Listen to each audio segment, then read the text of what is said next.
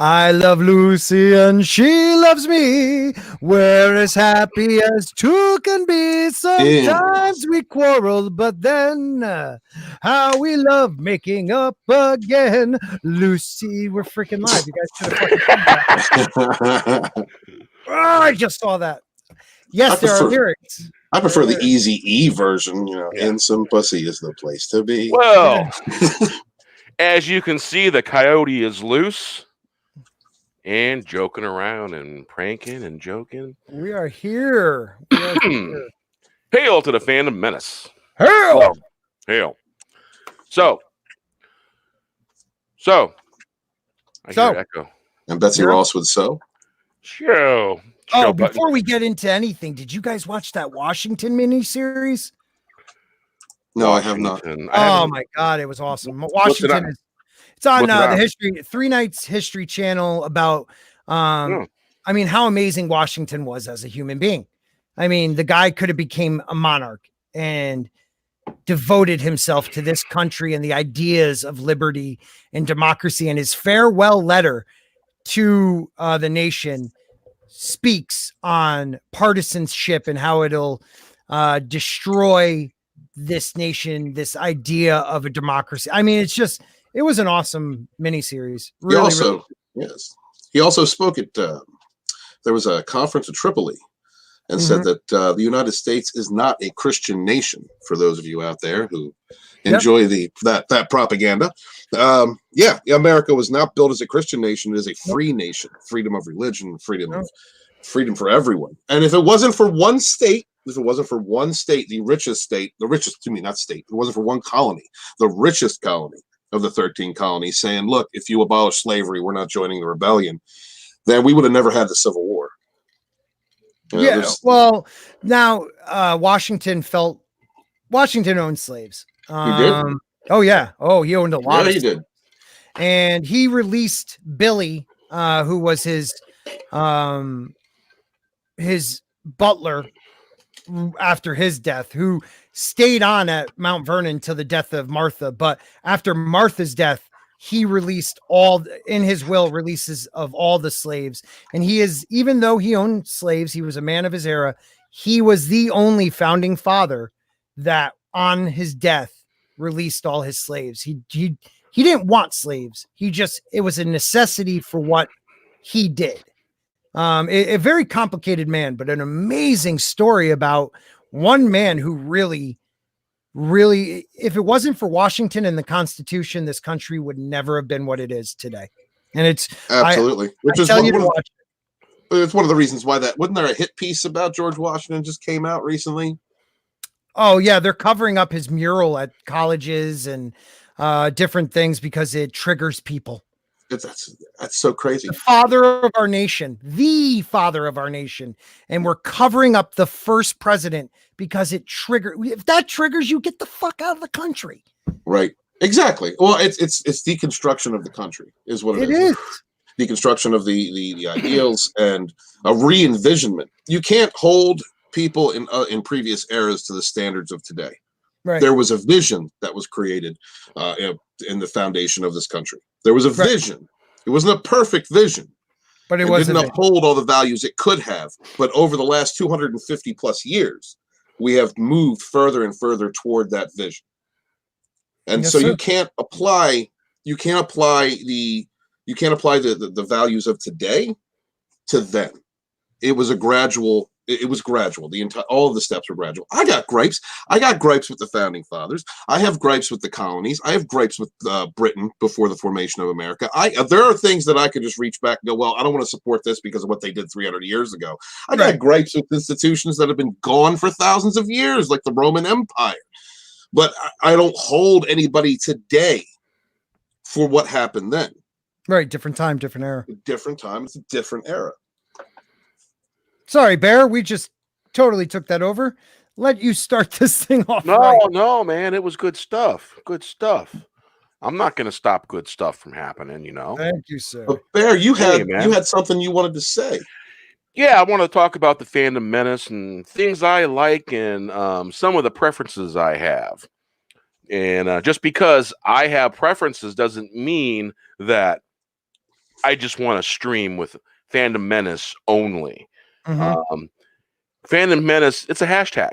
We're a group of people getting behind a hashtag, and it's a movement. And sure, yeah, we say winning all the time, but you know what? It's because it's fun to say winning, and it's funny. It's comedy, you know? And kind of like our hail. People take that as a white supremacist thing. You know that in the Catholic prayer, Hail Mary, full of grace. Exactly. Yeah. Try to Nazify that.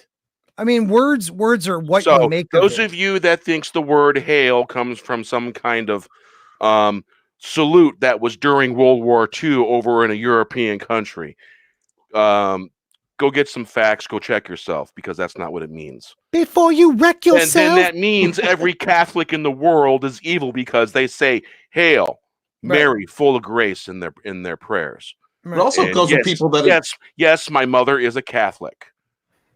And also yes, I walk the red road, and so that it's kind of weird, but Mom's happy with the way I do things, so that's also comes from people that enjoy fantasy. There's a lot of that going on in fantasy, and I guess in this climate, if anybody's going to be reading my science fiction, I use Hail a lot. Hail and farewell.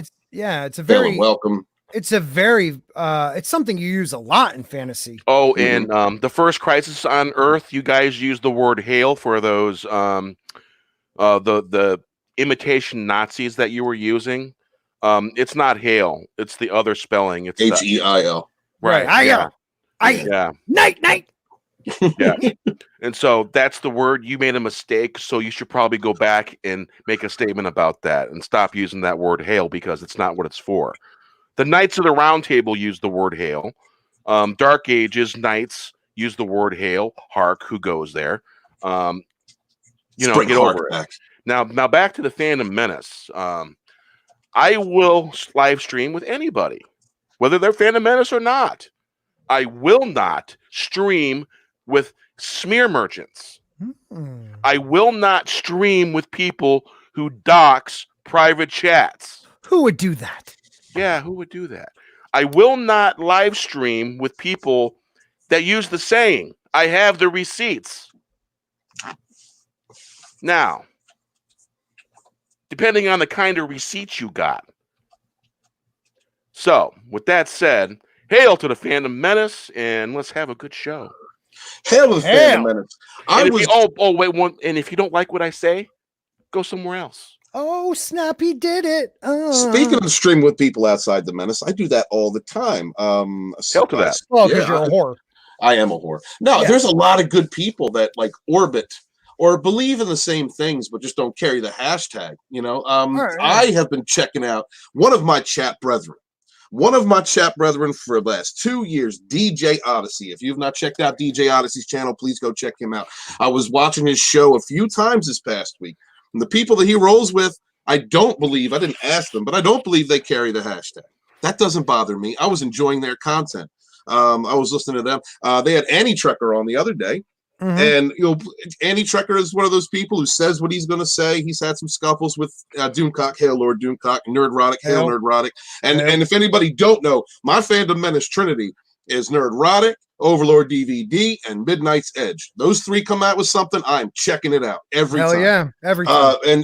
But I like Annie Trekker. I listen to Annie Trekker for I not steadily. But I remember I subscribed to him about a year ago, and I like some of his stuff. I was lucky enough to be on an interview with J.G. Hetzler, General Martok himself, on Orville Nation, who is not Fandom Menace, on his channel. Hail Orville! Then I got to fanboy out with Annie Trekker for a minute. That was really cool. Anybody that thinks limiting yourself to a certain group or a certain segment, of any fandom or any group, that's horse hockey. You don't need to do that.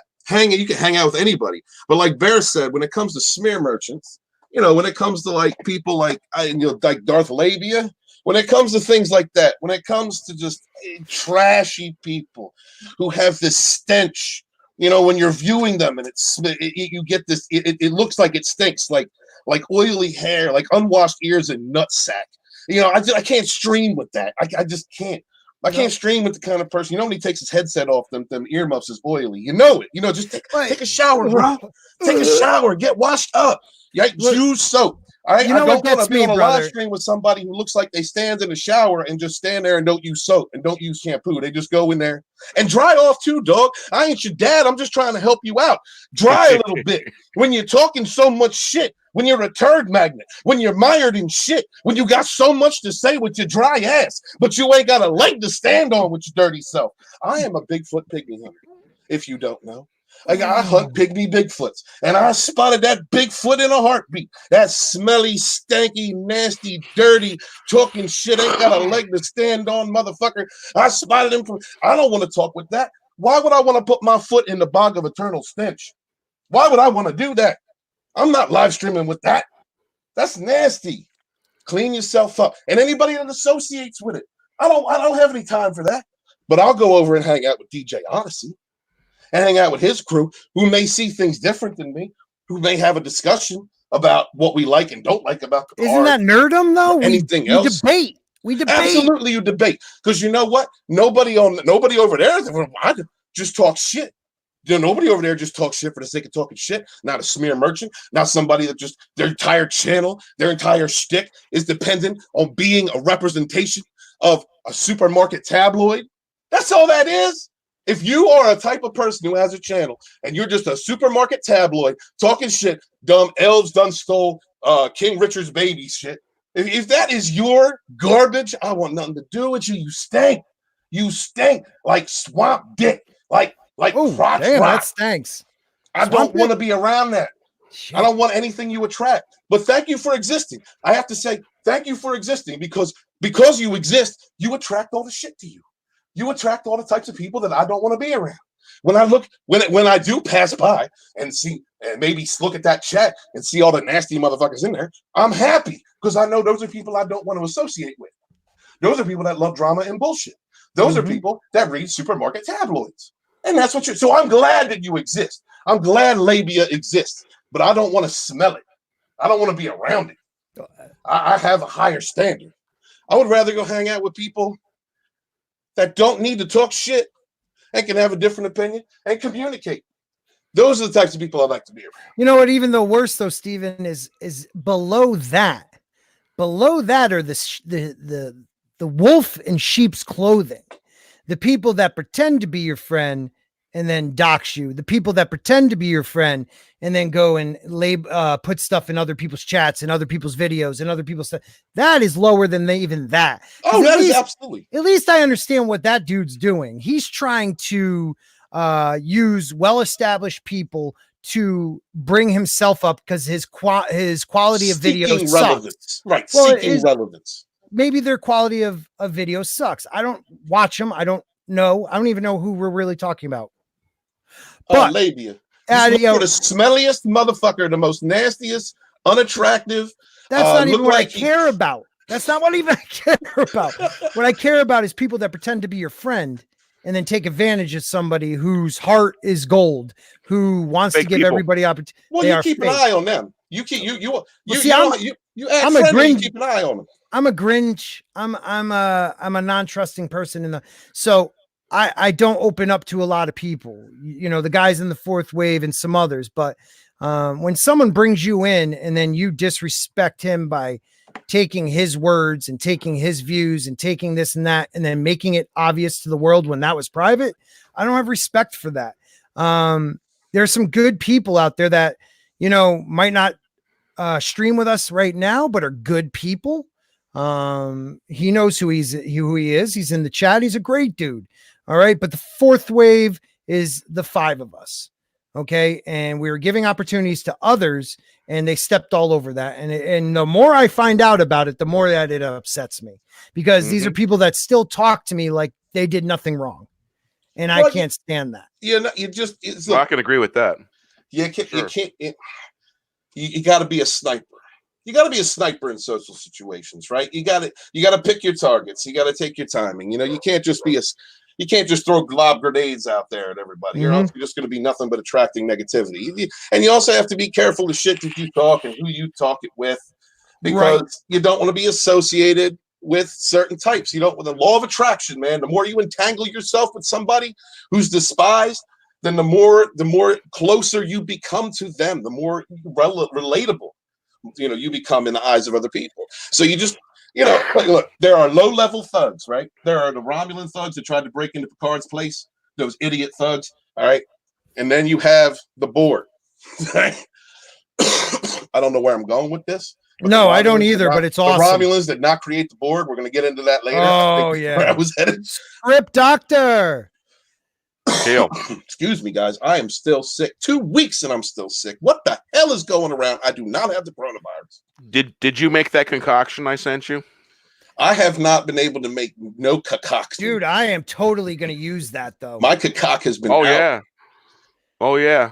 The cayenne pepper is one of the important ingredients. That's like home remedy number one. Yeah. I went to the doctors. I got medicine. I've been throwing medicine down my throat. I've been trying to rest, but you throw a lot of things down your throat. As much as I can. So, and also I found out, in case y'all don't know, here's some interesting news. I used to play StarCraft a long time ago. Used to do LAN parties with my friends and play StarCraft. Love that game. And then StarCraft 2 came out years ago, but I didn't have a chance to buy it. I was doing other things, and then I just forgot. You know, just other things going on. And I went to Blizzard.com, and you can download that game for free. What game? StarCraft 2. Really? I'm dead serious. I've been playing it for the last day. That's what I've been doing for the last day, because the book's already ready. I'm just waiting to get. Can I bring something up? We didn't discuss this yet. I'm sorry to interrupt you, but that's what I do.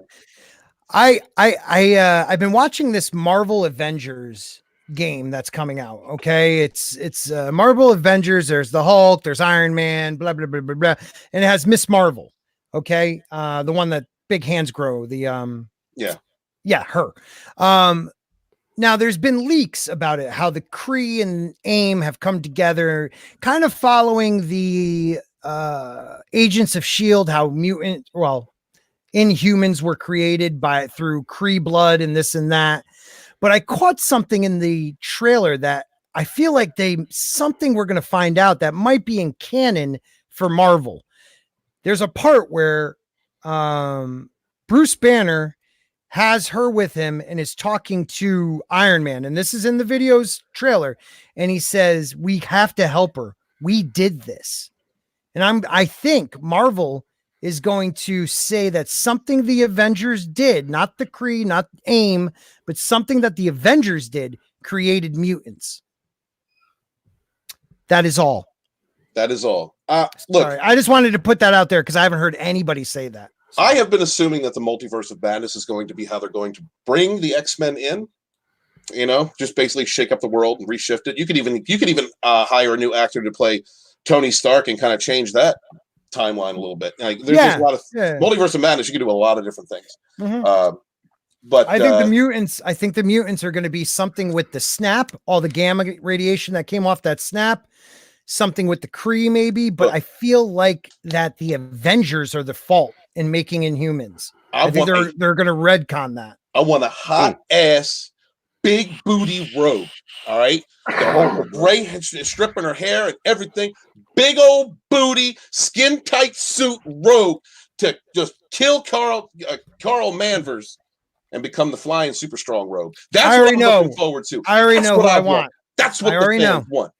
Big booty, killing Captain Marvel, rid of that bitch. There's two people that could play Rogue that I like that are not well known that would play her, that sexy Rogue, you know.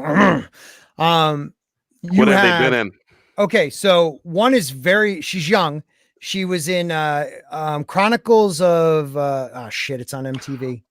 Shannara Chronicles. Oh, you're talking about the female lead? Not the elf, the other girl. Dark hair, short one, not the elf. The short one. The fighter, right? Yes. Oh, the gypsy-like character. She's so hot. Does she have booty? She looks, dude. She's cute, man. She's find really her? cute. Where is she? Right. That show's worth checking out. Because I need females that look feminine. Well, we lost the guy who's running this. Oh shit, we're all dead. But there's another female that might work. She's a little bit older, but she might work.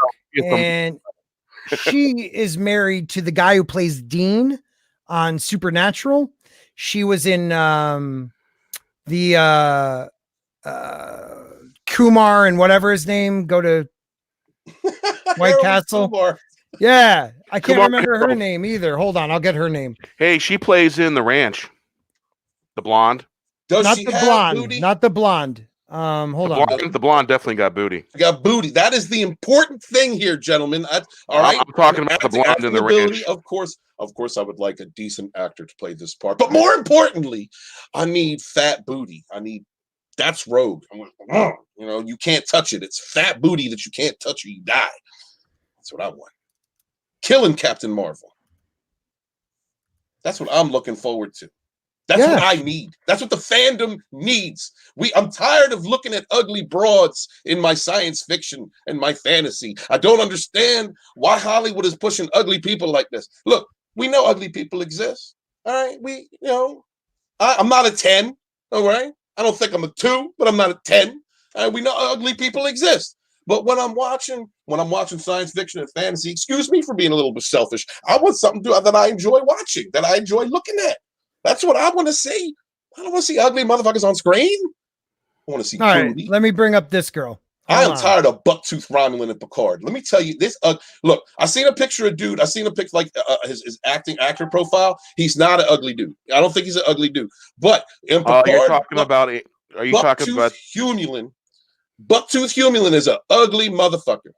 And I'm tired. I have no interest in him and Soji's relationship. This ugly motherfucker. I think Soji's kind of cute. To be honest, the actress, I can't think of her name. I think she's kind of cute. I don't mind looking at her.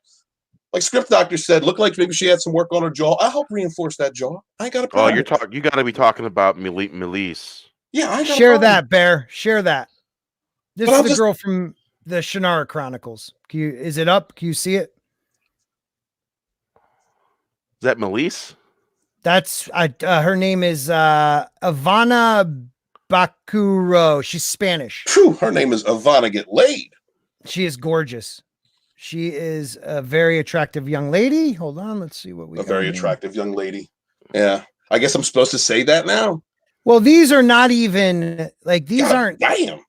These aren't even like her modeling. These are just her hanging out, chilling. She is. I'm going to hit that. She's a specimen.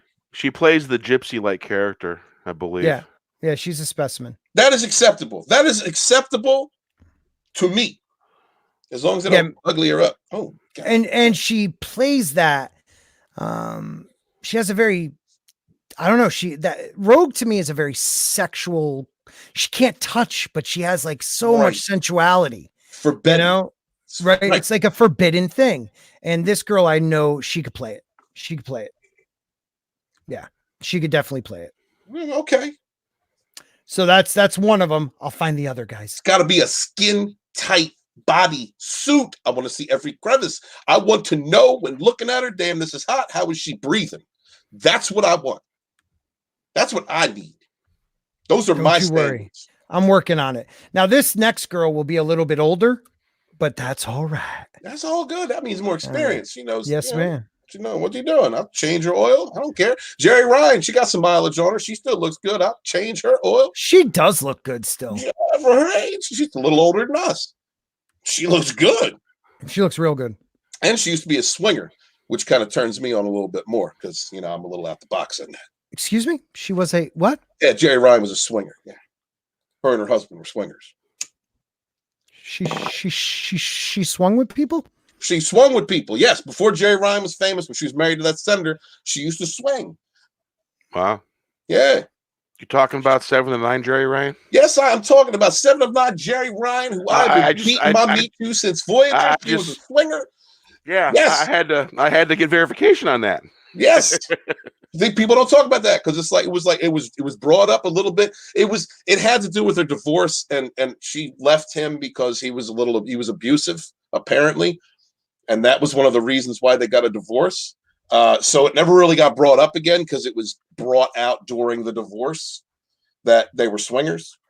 But so nobody really talks about it. But yeah, I remember that shit because I have swung, swing baby swing, and that would love to see that at the local meet and greet. Yeah, hell yeah. Yeah, yeah. Yes, sir. Indeed. Okay, hold on. I'm almost there. I am almost there. Her name is Danielle Eccles. Danielle Eccles. Well, and she is, again, daddy likes. All right, hold on. Right. Eccles with the E. 2E. Eccles. Yeah. A at the beginning, E at the end. Are we talking about the cast of Shannara, or are we on something else now? No, you're going to see it right now. Share that. Now, she's been around for a while. I mean, she used to be like in Maxim. Yeah, that's the one Rogue. That plays, that's Rogue. She the one that plays the.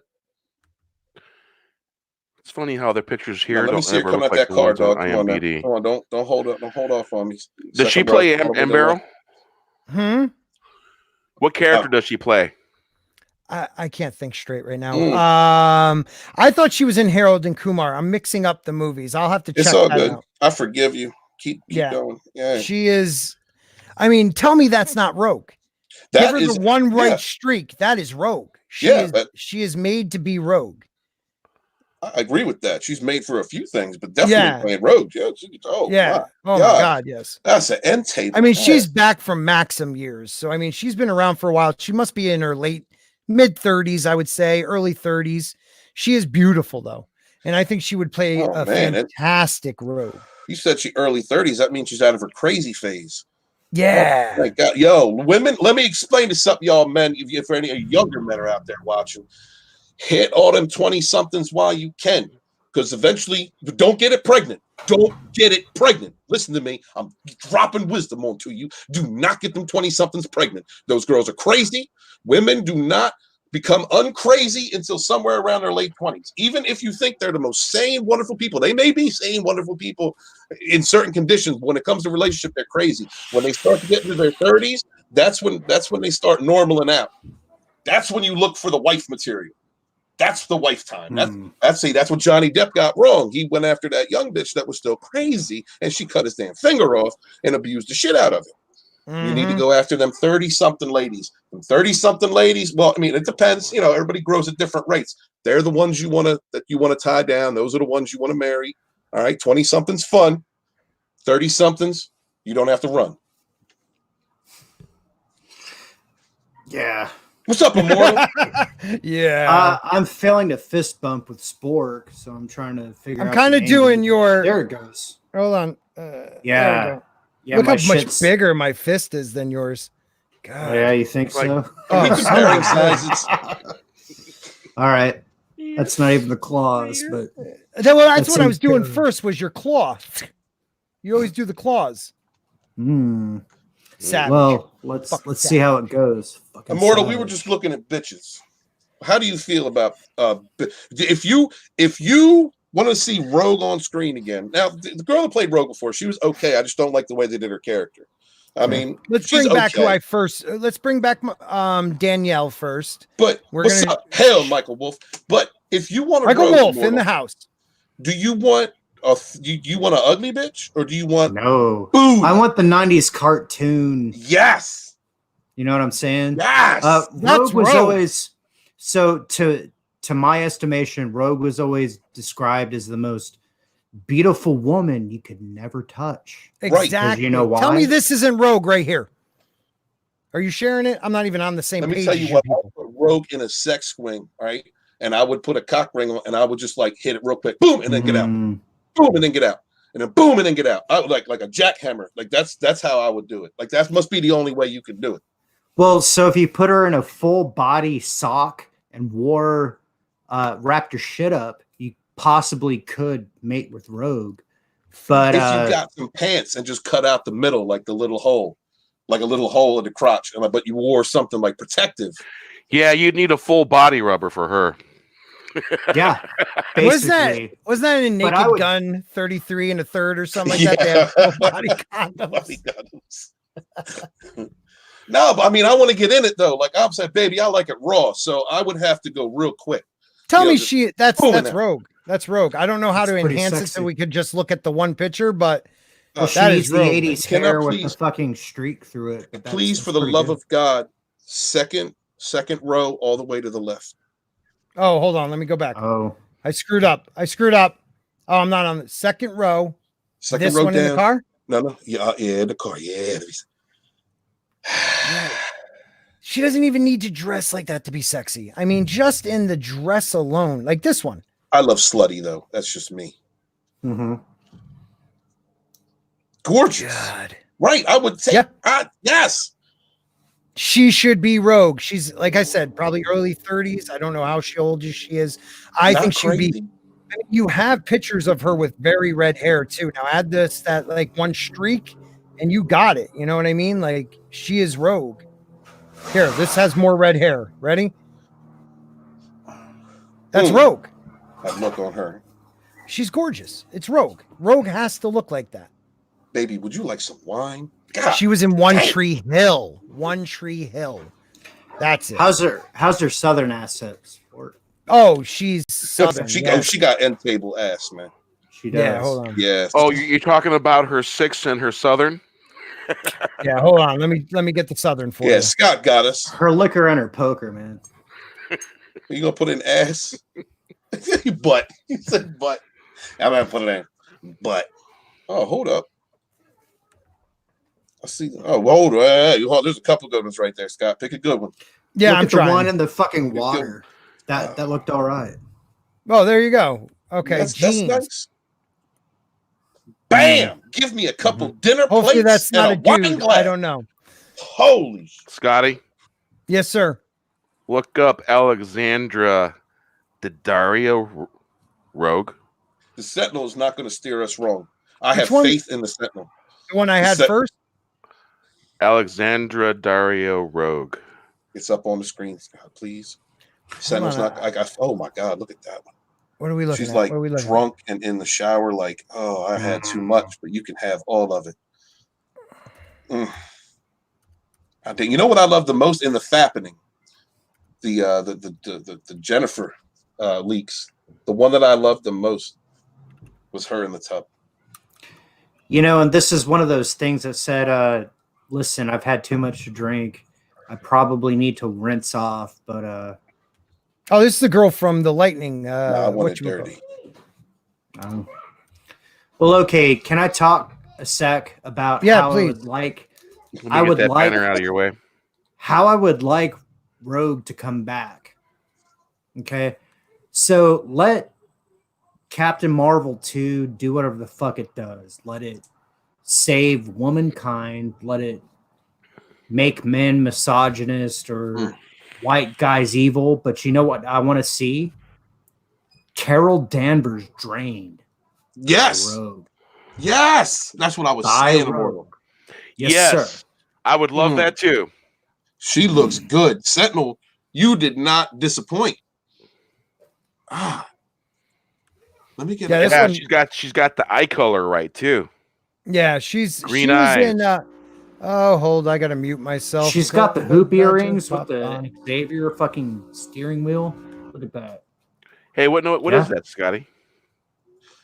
Scott's fucking. That is my no, that's my vibrator. I'll be right back. Yeah, it's actually not that loud, so I wouldn't sweat it too much. It's a lot of She- noise Well, I- coming from your butt, man. I am muting. Oh no, you won't hear it. She's once good it's up looking. There, She's- I go way up. She's good She's looking, pretty but cute. I'm feeling crazy. I'm feeling a little bit of crazy vibe. I'm feeling like I would key your car if you missed a date with me. Well, and now don't mind you. I believe that crazy women have the best vagina. So I mean, I'm attracted, but I'm just saying, I sense crazy on this one. She looks good. though. Okay. She got the booty for it. And you know, the CJH, he makes a good point. Why don't we get like the full comic book costumes? He said something a little different. Whoa. Yeah, I guess that vibrator did its job. Something This went is- blinky. This The government doesn't want you to see this is what Scott sees when he climaxes.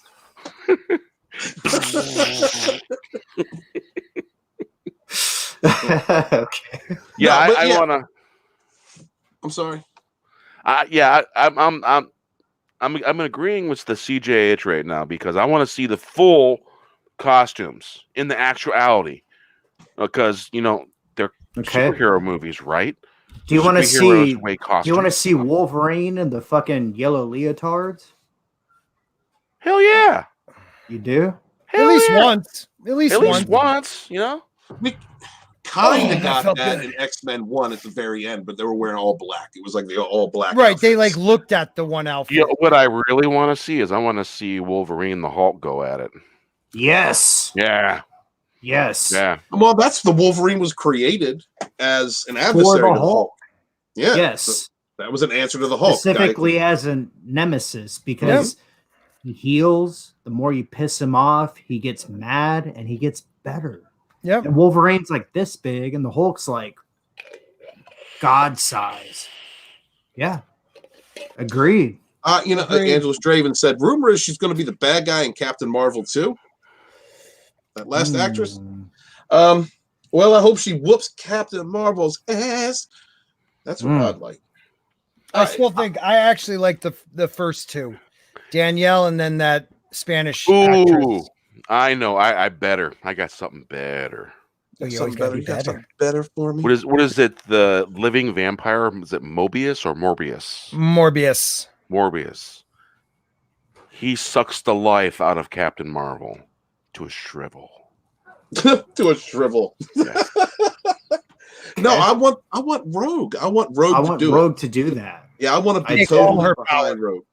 And even better if it's like evil Rogue who's still in league with Magneto and she doesn't fucking give a shit. She's just like, you know what? Fuck your face. Yeah, they can do it. They can paint it however they want to paint it. She's still going to be a hero to get rid of Brie Larson.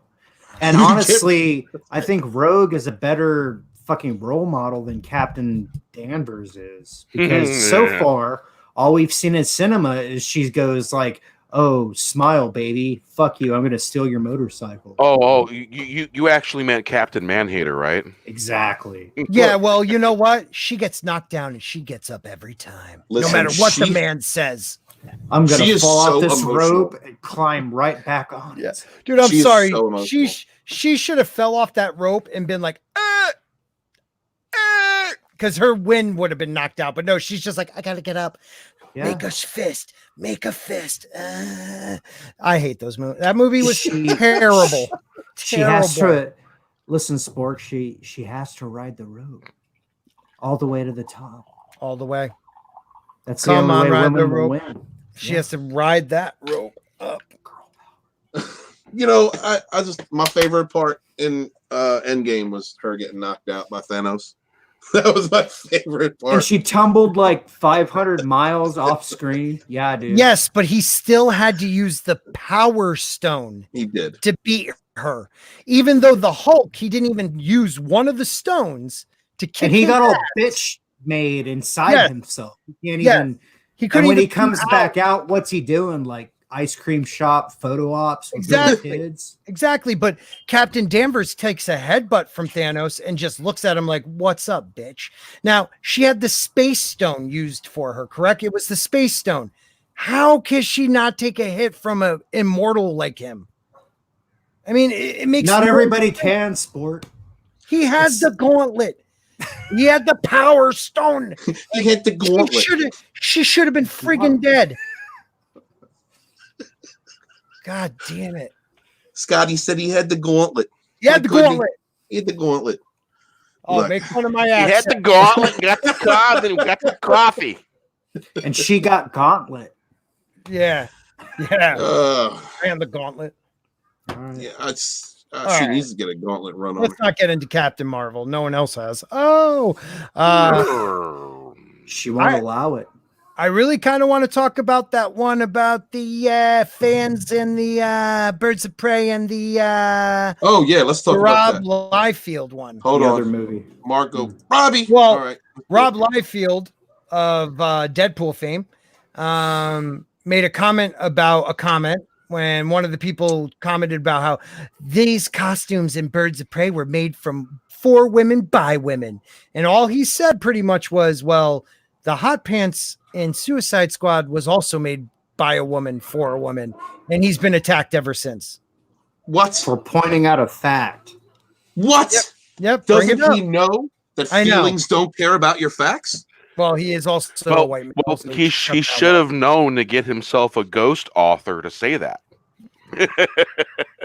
Yeah, You should have started up like 7 Twitter accounts that only have 12 followers to Right, reiterate that fact. Right. or hire someone from a third world country to say the statement instead of himself, so no one can get mad at them. Right. Right. So, okay. Bring So it he points out a fact, and he's getting attacked for it by who are the bots this time? Bird of prey bots. They are bird of prey bots. Yeah, I now dubbeth them bots of prey. bots of prey. So the bots All of prey. hail the bots of prey. I don't have the article. Someone's going to have to bring it up. I just put it at the very bottom of the. I'll my bring it. browser. I got it. I got it. We could say whiny bots of prey. Everybody okay? Who just fell down a flight of stairs? It sounded like. Metal stairs All too. right. All right, I'm going to share this. You better share it. Oh, I'm going to share. I am going to share Birds o' Prey. All right. I need a better close up. You can't really see nothing. Oh, Scotty, were you waiting for something? Domo Better be holding out. There There's it my is. future. Want me to read it? ex-wifey. I'll read it. You read it. White trashy and all. Oh. right. Let's see. Birds of Prey fans tear apart Deadpool co-creator over controversial Harley Quinn comment. All right, let's scroll down a little bit if my computer doesn't hate me. I got to wait for everything to load because, that's just how it is nowadays. 700. I know. Why do they do that? That makes me insane. They got to get Facilitate paid. your I ad guess. blockers. Yeah, we heard you the first time, Bear. I know. Ad blocker. Facilitate You're your right, ad though. blockers. Well, you'll have to give me I a don't want to minute. put another thing. I in said my it a third computer. time. Speak among yourselves. I don't want to put another Discuss. thing in my computer. Discuss. All right. My Roman future Catholic ex-wife era. folder has gotten so big that How big is it? it's really big. It is enormous, ginormous, and brave. Jesus, this really pisses me off. I guess while you're letting this load, I'm gonna just say that I love Harley Quinn. Have since the Batman animated series introduced the character. I love women characters. I guess because I'm a misogynist. I love sexy women characters that are fun. That are intriguing, intelligent, adventurous, that are there just to be eye candy, all across the board. And I really wanted to see Harley Quinn get her own movie. I did not want this. I didn't want a movie where I got told that I wasn't, that this wasn't made for me. I didn't want a movie where they were like, well, we're going to tone down the sexiness of these female characters because ugly is in for some damn reason. I cannot understand why ugly is the thing. And it pisses me off because Margot Robbie is an incredible piece of ass. You ready? The most. Oh, yes. I guess I'm ready now. Okay. Deadpool creator Rob Liefeld believes Birds of Prey would have done better at the box office had Harley. You mother freaking son of a. Matherfracker. Matherfracker. It's the word of the day. So she would have been done better at the box office had Harley Quinn wore different outfits. The Margot Robbie starring movie hit theaters a few weeks ago and has not been the box office success that many were hoping for. The movie's ridiculously long title was blamed and later changed. The story has been blamed, the R rating has been blamed, and the whole lot of other factors have been taken into account. Liefeld, who compares Harley's look to Ronald McDonald, believes the costume designer dropped the ball. That is fantastic. So many assume that Rob Liefeld was insulting the Margot Robbie should have been Insinuating. Insinuating. Thank you. I'm a little slow. I'm sorry, brother. No. It's fine. I read ahead too fast. Margot Robbie should have been dressed sexier. Yes. His original tweets which have since been deleted. So he deleted his tweets, which was dumb. He should have just left them up. You should have stood by it like a hard dick. Exactly. Don't say that outright, but it is implied. The Deadpool creator has since stated that it all goes back to what the character actually looks like on a comic book page, while also praising Robbie's look in 2016 Suicide Squad. Next time, more punk rock, less Happy Meal, said Lightfield on a Twitter. Oh, that's great. He then said the Ronald McDonald look on Harley, not so much. Stick with the winning punk rock formula. Visual design and costuming matter. Now, at this point, Sport, can I ask you, which movie made more in its opening week? Was it Deadpool or was it Birds of Prey? I know this one. Deadpool. Oh shit! So what made more money? This man to talk about this? Hail Sentinel. Yes, I'm sorry. Go ahead. He's a co-creator of the character, not just the movie. He's a co-creator of Deadpool. Oh. Okay. Yeah, this guy is not he is no joke. He is a comic book legend. Oh, he's a fan. He's a fan of this material. Yes. Oh, that's the difference. See, when a fan makes this material, they care about what they're producing. When you have idiot ideologues making these movies, they only care about the message. Well, here we go again. God, I'm glad I have the fourth wave here to clear this up for me. Yeah, well, wait for this next one. Margot Robbie has said many times that she was uncomfortable in the skimpy Harley Quinn costume in Suicide Squad when it came time to make Birds of Prey. I'm sorry, 1 second. Bear, would you do me a favor? You there, Bear? Would you just give me the screen, my avatar? Just for a minute. I think you're making sense here. I'm making sure I'm not clicking the minus button. Oh, that's all good. All right. She was uncomfortable wearing a sexy outfit. Is that Margot Robbie? That is Margot Robbie from The Wolf of Wall Street. One of the best scenes. One of the her the role that made me know who she was. Wolf of Wall Street. Full frontal. Full, beautiful, gorgeous Margot Robbie frontal. But she has a problem with wearing a sexy outfit for the Bots of Prey. She was told to say it, man. Puppet Master told her what to say. Agenda. I think they're like, say this or be fired. Yeah, the media press in their attempts to quote unquote promote this movie. They're writing a narrative.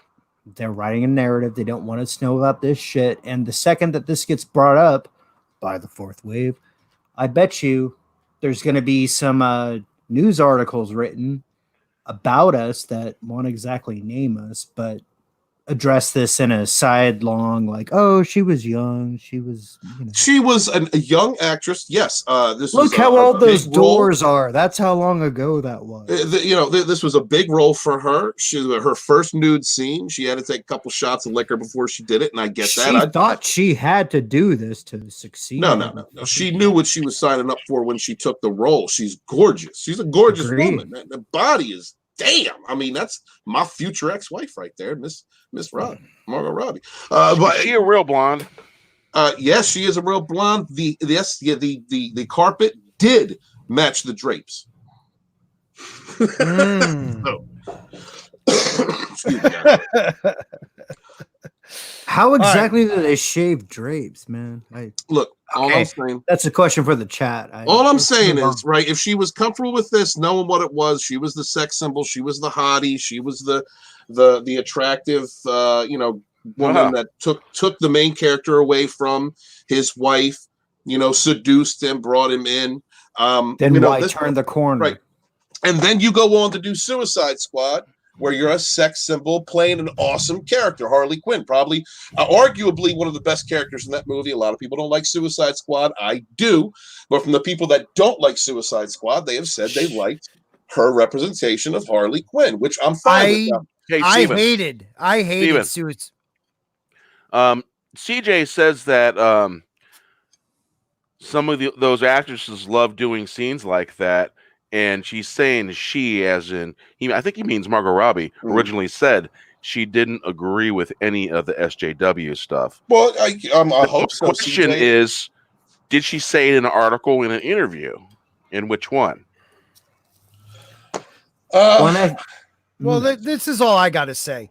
Margot Robbie did the scene in Wolves of Wall Street because she was a new actress that put her on the map. She went into Suicide Squad wearing a less skimpy, let's put it that way. It was skimpy, but less skimpy than that outfit.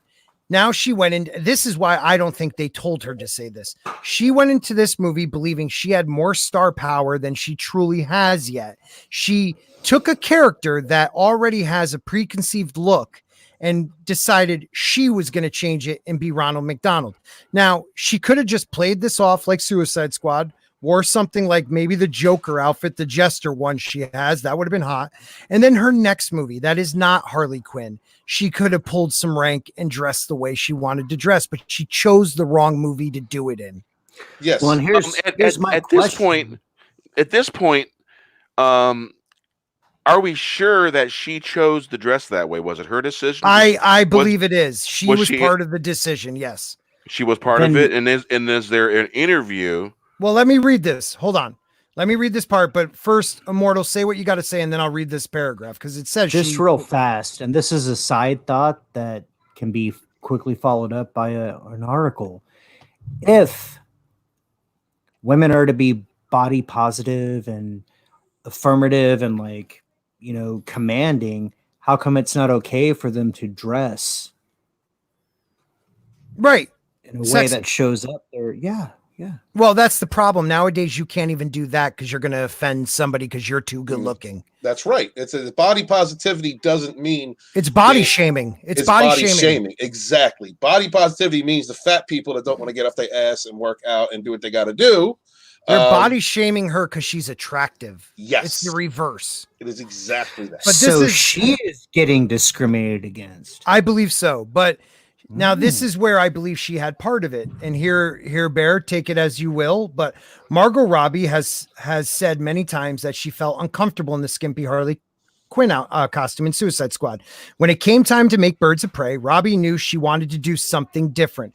Costume designer Aaron Benach commented on the matter, noting that a female writer and director helped things along for a new movie ahead of its release. Robbie then threw in her 2 cents on the new look of Harley Quinn by stating, yeah, it's definitely less male gazy. I believe she didn't want to be the hot pants. I don't think she wanted to go as far as this went, but I'm sorry, you took one of the sexiest characters in DC.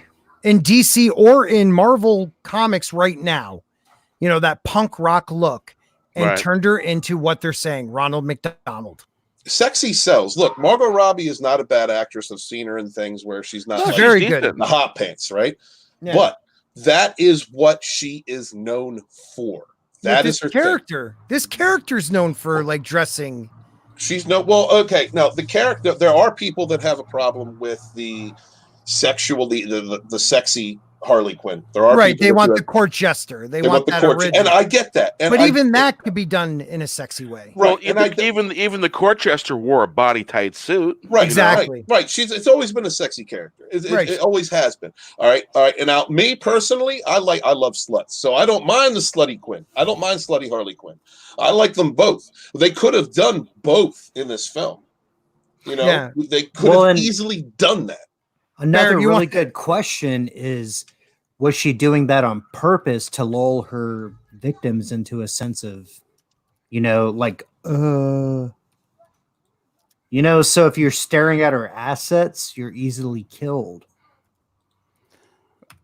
In Suicide Squad, you can see that she uses that to her advantage, and she's still a badass mofo. Yeah. Mm-hmm. I wouldn't mind a little bit more acrobatics too.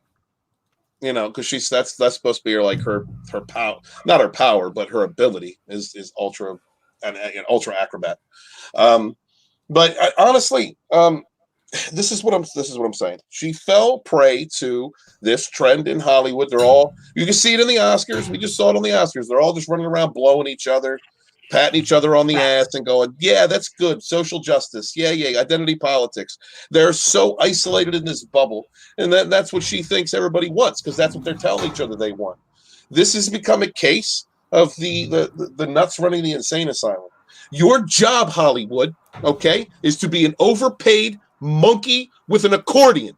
That is your job. Your job is to sing and dance. Your job is to be sexy, to pretend to be other people. Your job is to entertain us, not preach to us, not tell us about your politics. If you want to be on social media or wherever talking your politics, fine. I don't give a shit.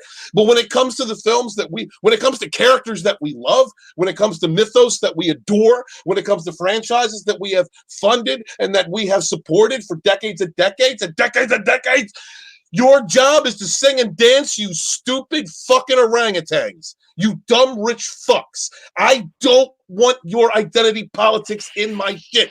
When I want Harley Quinn, I want a slut Harley wearing shit, beating the shit out of people and showing me a good time. I don't want this garbage. Why you made her look like Ronald McDonald is beyond me. Why you took a character that was one of the best things at a Suicide Squad and turned it into this fucking joke. You fucking orangutans. I don't understand it. Stop with this shit. I agree with you, man. Sorry, No. You have a valid point. These people live in their bubble and don't. Their job is dress up and make believe. Okay, right. Give them a week in my job, and then they'll go back and wear whatever you tell them to wear.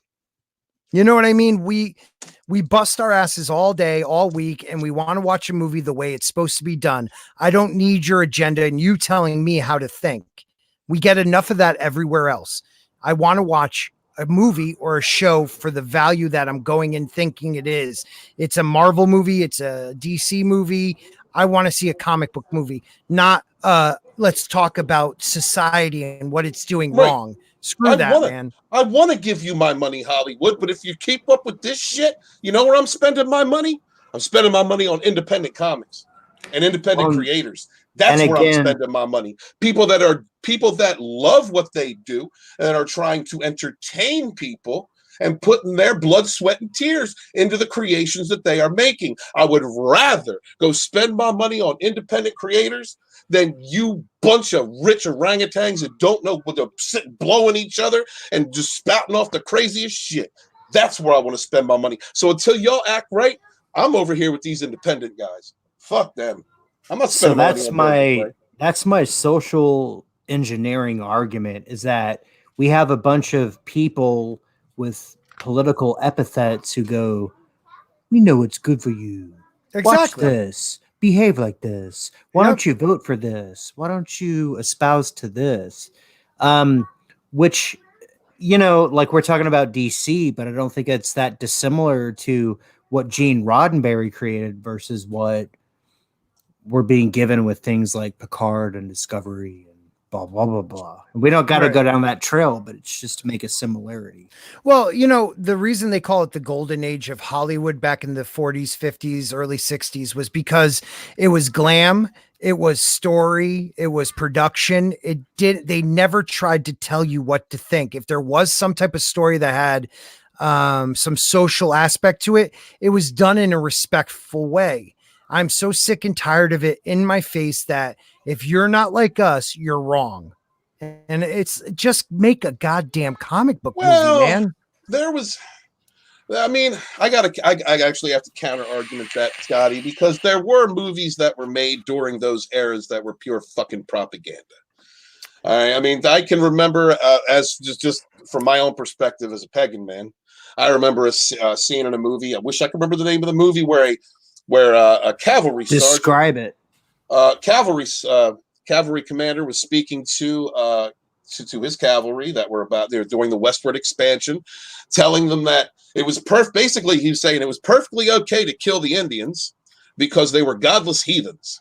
And because they don't embrace the Christian God, it is totally fine. They're subhuman. They're not people. Those are the words that he was using. But that was the argument that was being used. And that was the excuse from the time, a reflection of the 50s, looking back at the westward expansion and all of the native peoples that were displaced and murdered at that fucking time, raped, killed, destroyed, cultures, entire nations, where the excuse was, well, they don't worship the one true God.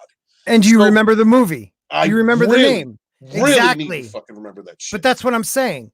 It wasn't Casablanca. It wasn't Gone with the Wind. It wasn't Wizard of Oz. It wasn't all those, even Ben-Hur, even Moses. I mean, yes, they were based on religious things, Moses and things like that, but it wasn't it. Maybe it's because of our time. I didn't feel like they were forcing it down my Well, it throat. leveled out. It leveled out. See, Yeah. is what I'm saying. All right, the '70s was kind of a revolution, Yeah. in cinema, and you had a lot of dystopian movies that came out of and late '60s during the civil rights movements, things like that. And then the So '80s was you're right, and the '80s was fun. Popcorn, yeah, it was more. fun. It was a me. It was a The me. '90s went dark, Yep. and then the 2000s. The 2000s is probably one of the best eras of film, and the '80s and the 2000s are some of the best eras of films. And there was some great stuff in the '90s and great stuff in the '70s. I was gonna say the '90s was great. Yeah, '90s was great. All right, but okay, let me slim it down. The Great time from the popcorn movies you could enjoy. '70s to the 2000s, great era of films. All right, because you had that pushback, you had the counterculture that at that point was a good thing. Right. And that kind of reinstilled imagination and really took a good hard look at past events and dystopian futures and the possibilities, like 1984, things like that. And then you got into, and then it's like the pendulum swing to the other fucking side, right? Same type of extremism in propaganda and entertainment. And when you got to the 2000 teens, and then now we're at where we're back. Basically, it's like the exact opposite of some films in the 50s. Can I say something real fast though? The difference between all those decades that you just mentioned, which had fabulous films. Okay, I like Terminator. I liked fucking Star Trek. I liked all that stuff. Everybody was original.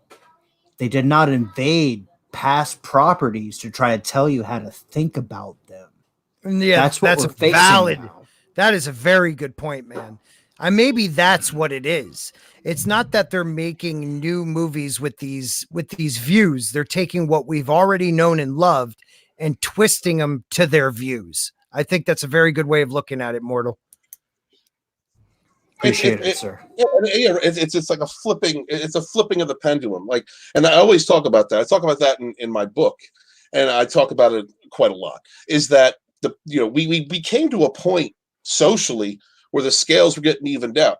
Once you had NWA out there, just loud and fucking proud, pointing out all of the things that were happening in the hood, the way that the black people were being basically marginalized economically, and how they were being treated by law enforcement in California, by the way. Once you had that, then that really started a whole new movement. The 90s was like, no, we're not having this shit anymore. I'm a 90s kid. I'm an 80s and 90s kid. And I can tell you that as a 90s kid, we were all about, a 90s teenager, we were all about, this is not going to be the way it is in the future. We are not. Exactly. We are equal. A liberty for fucking all, for everybody. In the 2000s, we lived by that. But unfortunately, we had a new boogeyman, the terrorist, and that's a whole other argument, a whole other conversation. The boogeyman terrorist came out, and then Islamophobia became a word. Being afraid of someone. I'm not going to get into that. But basically, but a valid point. In the 2010s, the pendulum, the momentum that was taken from the 90s and some of the early 2000s was totally put in the other direction. It's another extreme, another type of exclusion. It's perfectly okay to be racist. Again, it's perfectly fine to be racist if it's the right type of people, just like it was 100 years before. Well, that's what I said. That's what I said on our last stream with Bear and Tom. In the 60s, 70s, 80s, into the 90s, there was a push for, we want to be equal, not separate. We do not want labels. I do not want to be known as, someone who has to follow segregation. I don't want to be known as somebody, that can't love the person I want to love. I don't want to be known as a woman who can't work in the workforce. We agreed by the 90s that everyone is equal. And then somehow, and it started with Obama, and it's not his fault. It was that attack on the right to push against whatever he wanted to do. And because of that push, when Trump came, it was just so hardcore the other way. It was even, they doubled down, tripled down, and people lost their ever loving mind. And now everybody wants to label themselves. I am this, I am that. whatever happened to equality? There's no such thing. People do not want to be equal. They want to be in their specialized group, and they their want to group be is more equal. right. Let me tell you this. When I speak to, okay, I'm not going to say all the time. I'm going to say 6-7 times out of 10. When I speak to a black person that is a Democrat or supports Democratic Party, they want extra. They want reparations. They want to be treated better. They want more. When I speak to, 10 times out of 10, when I talk to a conservative black person, equality is what they want. Equality is the number across one thing. the board. Right. Yes. So there is a difference in that ideology. And that's the racism the problem too, man, is that the Democratic Party somehow, and I'm sorry we're going into this, but it's true. Watch Stephen's video on the Democratic Party. Watch what they have done throughout the history of the United States, how they pulled the wool in the last 30 or 40 years over the eyes of people. Still boggles my mind.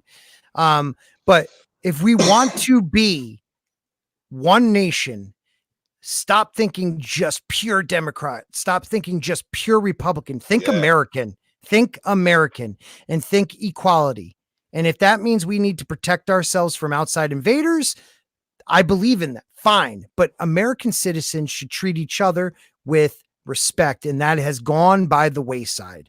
And that should also go for the French and the German and the British and the Cantonese, Scottish, the Scottish and Australia, Japanese, and right. You don't have to be an elitist to support your own people, your own infrastructure, your own culture, your own religion, your own beliefs. That everybody, right? Okay,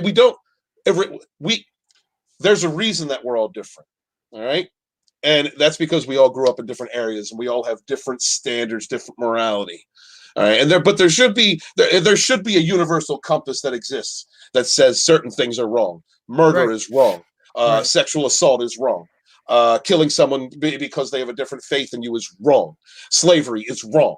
Like, there are certain things that I think everybody should kind of co-sign with, that these things are wrong. Inequality is wrong.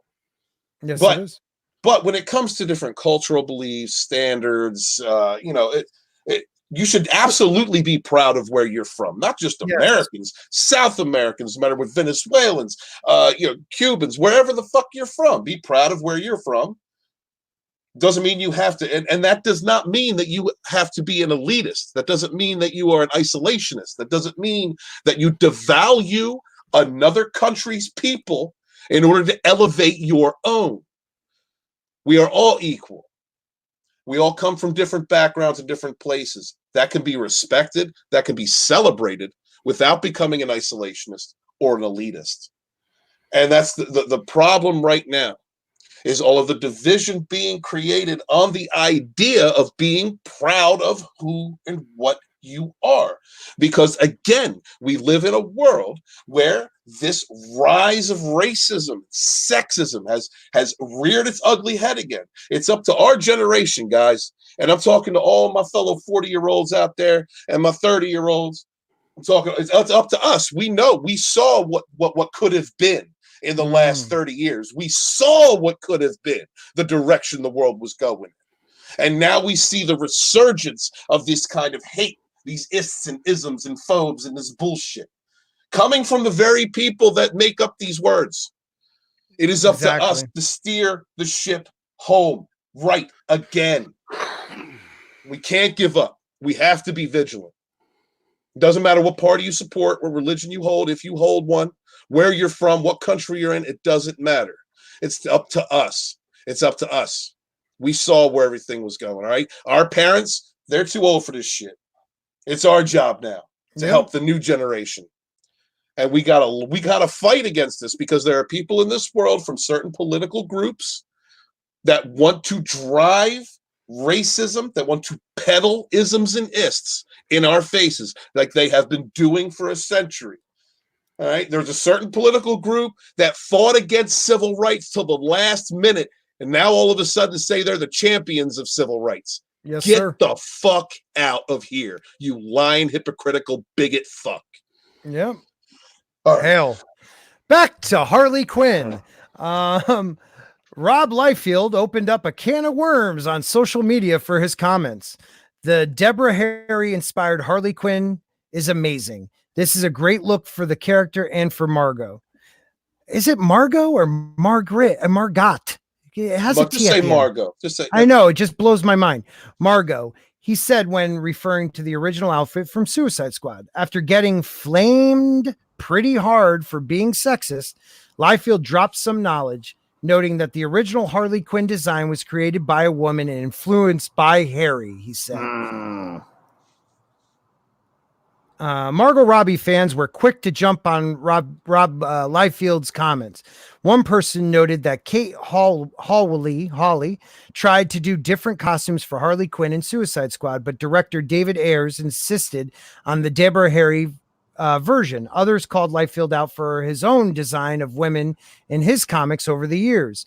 One woman posted, "Sir, you have absolutely no right to say anything about good female character costume designs." My God.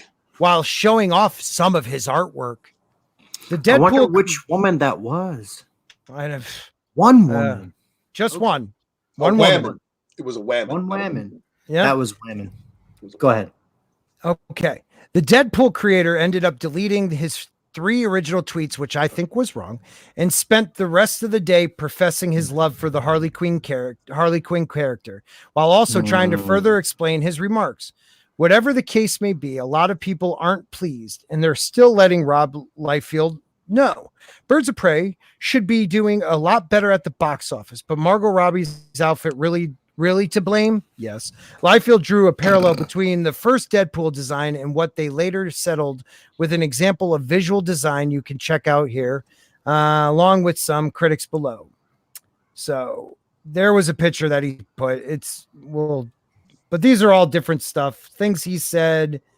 Anyway, Suicide Squad costume. Yeah, we already read that. Liefeld trying to explain. Twitter is news now. Look at this. Okay. I mean, back on shit. I got talked to like 5 assholes yesterday. So this is what kills me. He wrote this back on 8/5/16. Oh. Put Margot Robbie in her own Harley Quinn film now. It will make more of the same amount of money without aging stars, bloating budget. Oh shit! That you know who that was a hit. Wow. That was yes, sir. You can't go after Smith. Oh wow! Look, I got problems with Will Smith. All right, I do. But he grew up. Did he shoot that green shit at you? No, well, I don't know. Will Smith, I like Will Smith. He grew up 5 miles from where I was raised. You know, like he's from the same neighborhood, the same area, not neighborhood. But I like Will Smith a lot. Were you one of the people that made him move to Bel Air? Because I might have been. Yeah. I might have been. I would like to bang his wife. Yeah, well, how bad was it? Hey, dog, smell you later, when he was talking to that poor taxi driver, that son of a bitch. He had dice in the mirror that he had to feed and pay gas for. Yeah, oh, damn, he called him a bloated aging actor. Well, it's the truth, man. Like, you know, Margot Robbie was Suicide Squad. I am sorry. I am one of those people that did not like the movie, did not like the villains, didn't like how everybody wasn't really, except for the Boomerang character. Captain Boomerang was was awesome. Everybody else, except for Harley Quinn, were, you know, these, we don't want to be bad guys. It just happened of circumstance. Guess what? Harley Quinn made that movie. She made that movie with her like airy flag too. Well, the airy way she played the role, like kind of in her own world as she played that role, right? But yet still emoting emotion and things like that. She was amazing in that role, and yes, what she wore was fantastic. But even when she was in the goddamn prison jumpsuit, she was beautiful. Yeah, I feel like the makeup and hair were completely different in both movies. Okay, let me ask you this. So Harley Quinn's wearing something that's revealing, okay? I could say the same thing about Sarah Connor from T2. She had a tank top. She was wearing form-fitting army pants. No, she had her hair up in a ponytail and a fucking, glasses on. She had a AR. She was kicking ass. She was taking names. I would be happy to make John Connor. Let's say that. Right. But now, yet how come she gets? Yeah, go ahead. Well, I'm sorry. I think I kind of feel where you're going. She was wearing that. She was sexy but strong. Same with Harley Quinn. Right. Sexy but strong. What is wrong with that? I mean, look at Ridley. Sexy but strong. Look at Daenerys Targaryen. Until they ruined. Until they walked out. She walked out of a building that was on fire, naked, and everybody bowed. It was CGI. I got a little bit of problem with her because she had no problem giving us nitties and ass, and then all of a sudden she had a problem with it. Yeah, she did. Now listen. This is my point with this. If you are an actress that does a role in the nude or gets onto a series where you're doing things nude, all right, that's one thing. You need to continue that contract. But if you're in a movie where you're nude and then you go, you know what, I don't want to be nude again, and then you don't do it again. That's something totally different. That's another project. Right, but you're in Game of Thrones. If you read any of the Song of Ice and Fire books, it is sex. Everybody's naked. Yes, right. Yes. All the time. Good looking, bad looking. There's naked people everywhere. You might not want to see it, but it's there. It's there, and she is one of the most beautiful women in that world. And for her to do that towards the last few seasons, where she fought back, and now people are saying she never said that. No, she's wearing Klingon fucking commander armor. That's not cool. Right. All I know is the first episode when she's coming out of the bath, she's unbelievable. And it's not because she's just naked. It gives you something about that character. She is a goddess. She's a species of human that's different than the rest. She's a dragon rider.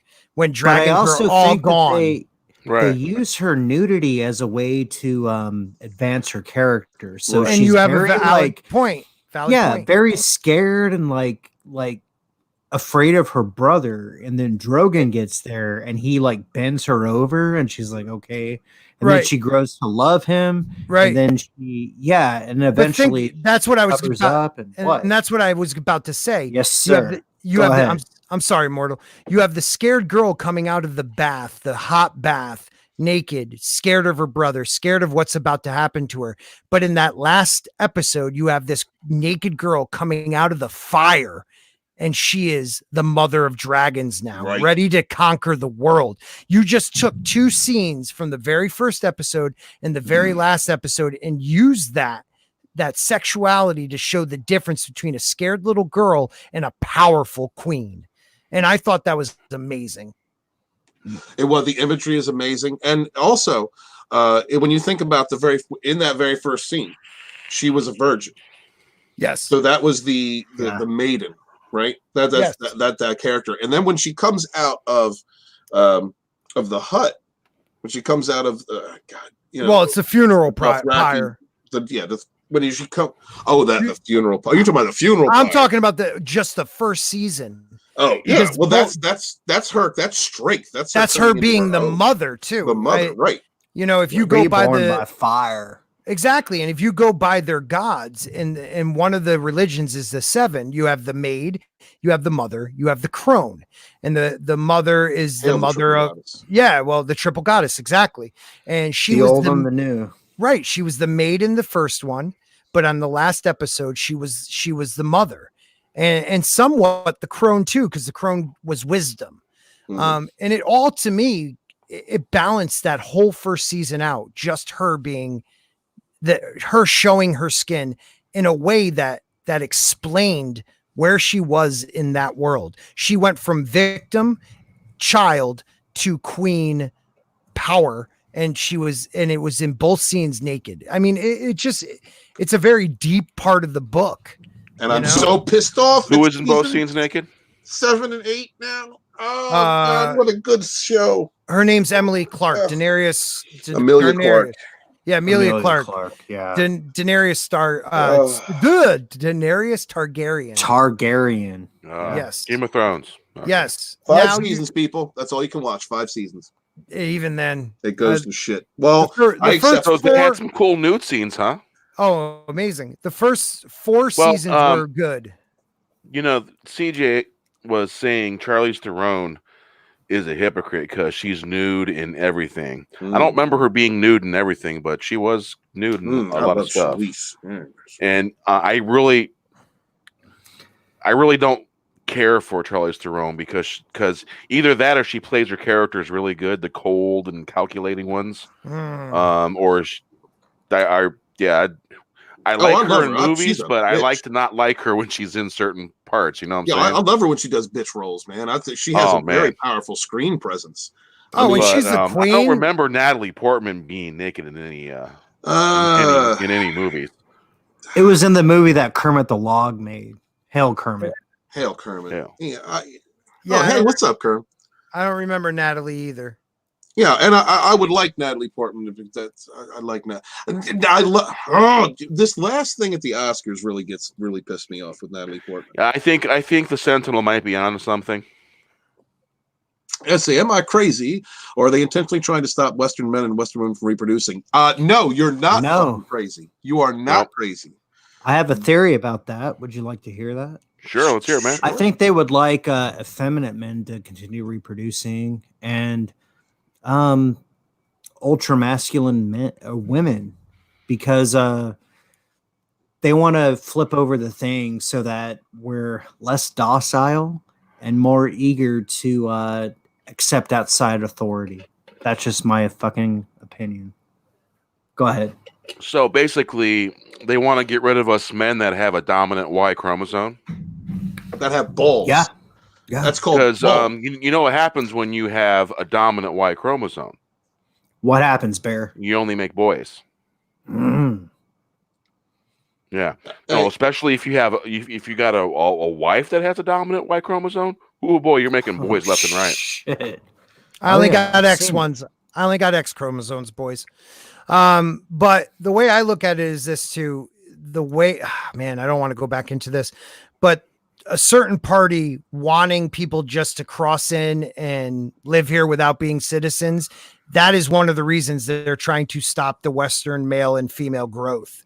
They rather have, they want to kill the traditional family. Well, they want a diverse country that is less us and more everybody else, which I don't care if you do it the right way, but everyone should come into this country. Look, I have a family member that's Peruvian. She did it the right way. She is from Peru. She took so much pride in becoming an American. And Hail Peru.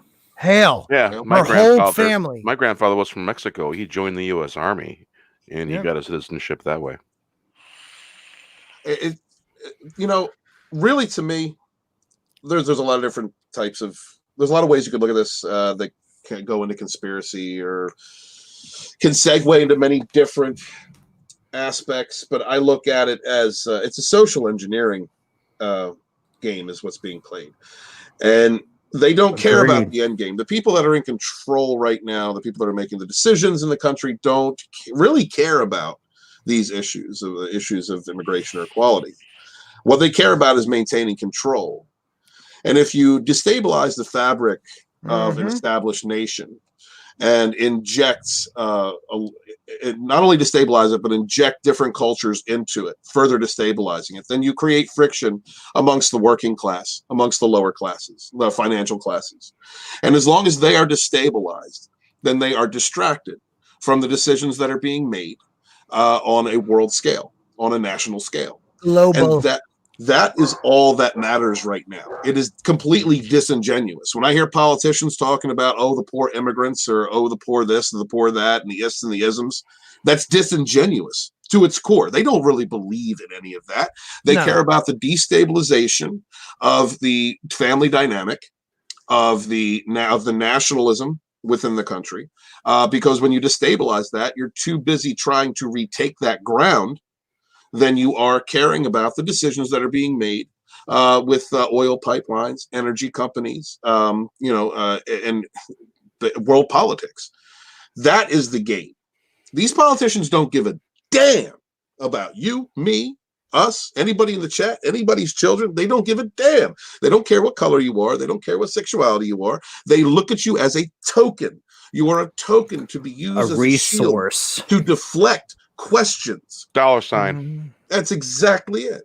Like I said earlier, read George Washington's farewell speech as president. Yes. Read what he said, and he talked about this partisanship. He talked about the divide it will make in this country and how people will try to use that to destroy it from within.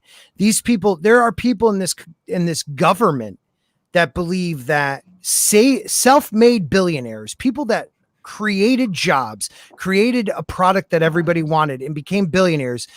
They don't want their money. They want their power. They should give it to them and divide it up. Well, first of all, you didn't earn it. This person did. You don't deserve it. So why should he just give it to you? It makes no sense. But that's the entitlement of this generation. They want you just to give it to them. They deserve it because, oh my God, we're here. But they have been taught this entitlement. They have been taught. They have. They have been engineered. Like the Sentinel said, social engineering through social media. Absolutely. And this is something that has been keyed in since the late 2000s when certain people in a certain party understood the power of social media.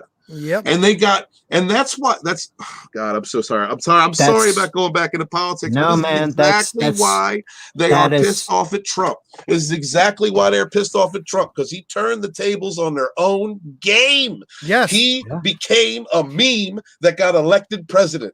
He used their own fucking system against them. And that's why they're pissed at him. And because all the people that they had set up in Silicon Valley, all the people they set up in Hollywood, all the people they set up in the papers in New Wall York, Street, in LA, in the entire industry that they had put in place specifically to make sure that their politicians were put into the White House and put into positions of power were all trumped by the Trump. And it pissed them off. And that's why we have what we have right now. And you know what? Agreed. You could listen to what the man says and disagree with the stupid shit he has said in the past. He does say some but dumb shit.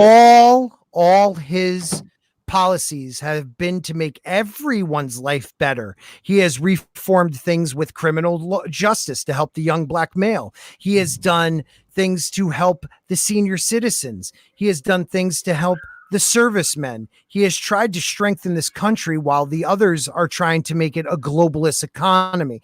Look, we have to remember that this is a country. We do not run the world. So let's worry about our country, because when we were falling apart, they were looking elsewhere to make the world a better place. He's looking within. And I agree with that. We cannot help others unless we are strong. Exactly. And to think socialism is the way of the future, you're a moron. I'm sorry, you're a moron. To think any form of socialism has ever worked without someone taking control and destroying people, you're an idiot. Because any of those, Finnish and all those guys who you want to believe run a socialist Democrat, Union? They're a capitalist socialist. China. Yeah. Venezuela. That's why Venezuela is a whole nother thing. Though. But that's why I love Washington. Any rebellion, the leader of the rebellion who's trying to get rid of a dictatorship or a monarchy becomes a dictator or a monarch. Washington was the only one of the only ones. I can't think of anybody else in history that when he won the rebellion, handed over power and said, I dissolved the army, power goes to the people. Good luck. And then they begged him to be president. He was like, shit, I got to do it. He did what was needed to make sure this country became what it is today. And people from within are trying to destroy that dream he made. Hail George Washington. Absolutely. He is the pimp. And by America being strong, this is one of the things that usually gets deflected as to saying, well, you want to destroy the rest of the world by making America strong. No, I want America strong. I want Germany strong. I want France, Spain. I want the Slavic countries strong. I want Australia. I want my Eastern brothers and sisters to be strong. Yeah. We can all be strong and independent, and we can all be proud of who we are without having to devalue something else.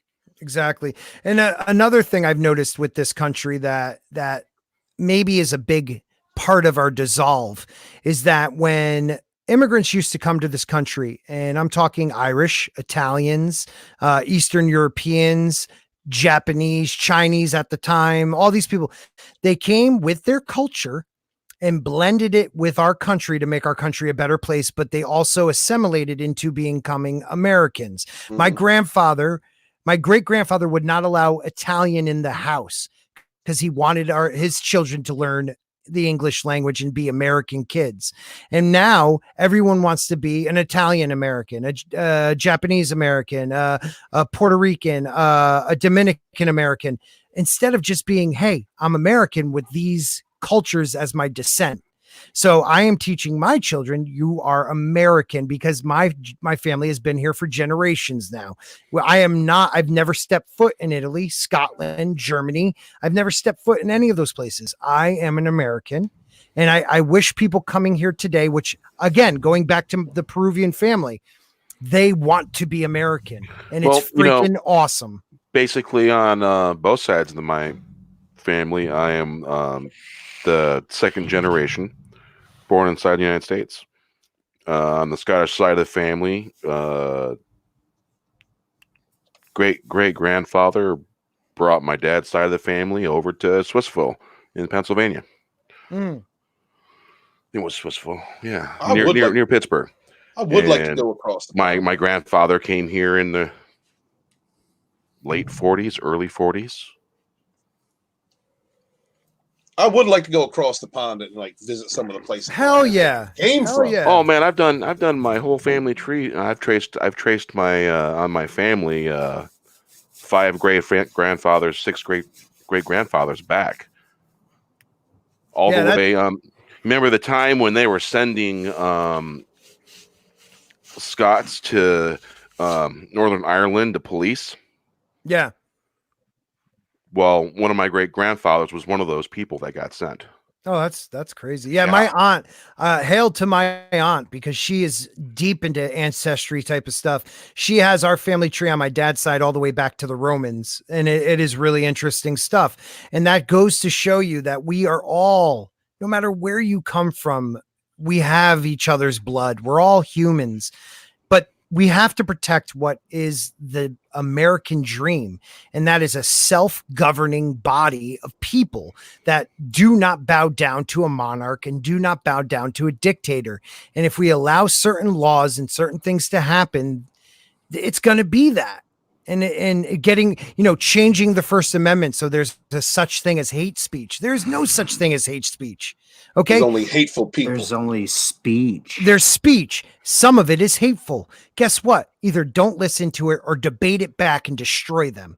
But do not say that someone can't say something, because guess what? If you right now agree with that, in 15 years, let's say the other team is now running the show and believe anything you say is hate speech. Well, guess what? Now you're imprisoned. People don't get that. Pretty soon they'll be burning books. They're close to it now, Bear. No, they I think they already have burnt. I wouldn't doubt it. Here and there. I'd like to recommend that scene from Indiana Jones and the Last Crusade for everybody who doesn't understand what Bear is talking about. Go ahead. Yeah, you better watch that movie. Yeah. Maybe you should start reading books instead of burning them. Exactly. And crushing CDs, because they were explicit and they said swear words. It's been happening forever. Burying Atari games in the desert. You know what? I got to bring this up. We just talked about that. Normally I don't go into this territory, but I got to bring this up. There was a video that's been spread around on Twitter of Mike Miller, who's a comic book artist, who was burning a copy of Cyberfrog. Yeah. While his kid is in the background saying, "No, Daddy, don't. That's my book." Yeah. All right. Why is Mike Miller doing that? Him and EBS have a beef. Let's say that. That's Comicsgate stuff. But still, Mike, come on. But yeah, right. But and I'm watching the scene and thinking to myself, it reminds me of the movie Straight Outta Compton, where Eazy-E is on the bus passing by all the people burning and smashing his CDs, and he looks at him and says, "Well, they bought them motherfuckers, though." There you go. There you go. Right. You can hate all you want, but if you bought that motherfucker. Ain't that Yeah. the truth? It's That's Mike S. Miller. You're talking about Mike S. Miller. Yeah. Man, that's disappointing to hear. Yeah, it is. It's because Mike did work for George R.R. Martin. He did. Oh yeah, Mike. I've known him, Mike, for quite a few years because of that. And to hear that he did that, that's kind of sad. Well, he's been back and forth, him and a couple others. Yeah, but you don't burn somebody's artwork. You don't burn a book. You debate it. Once again, you debate why you dislike them. But by doing that, by burning it, you're saying it is not worthy to be read and it should be stricken from history. And that is, to me, like a lot of others have done in the past. Right. And I mean,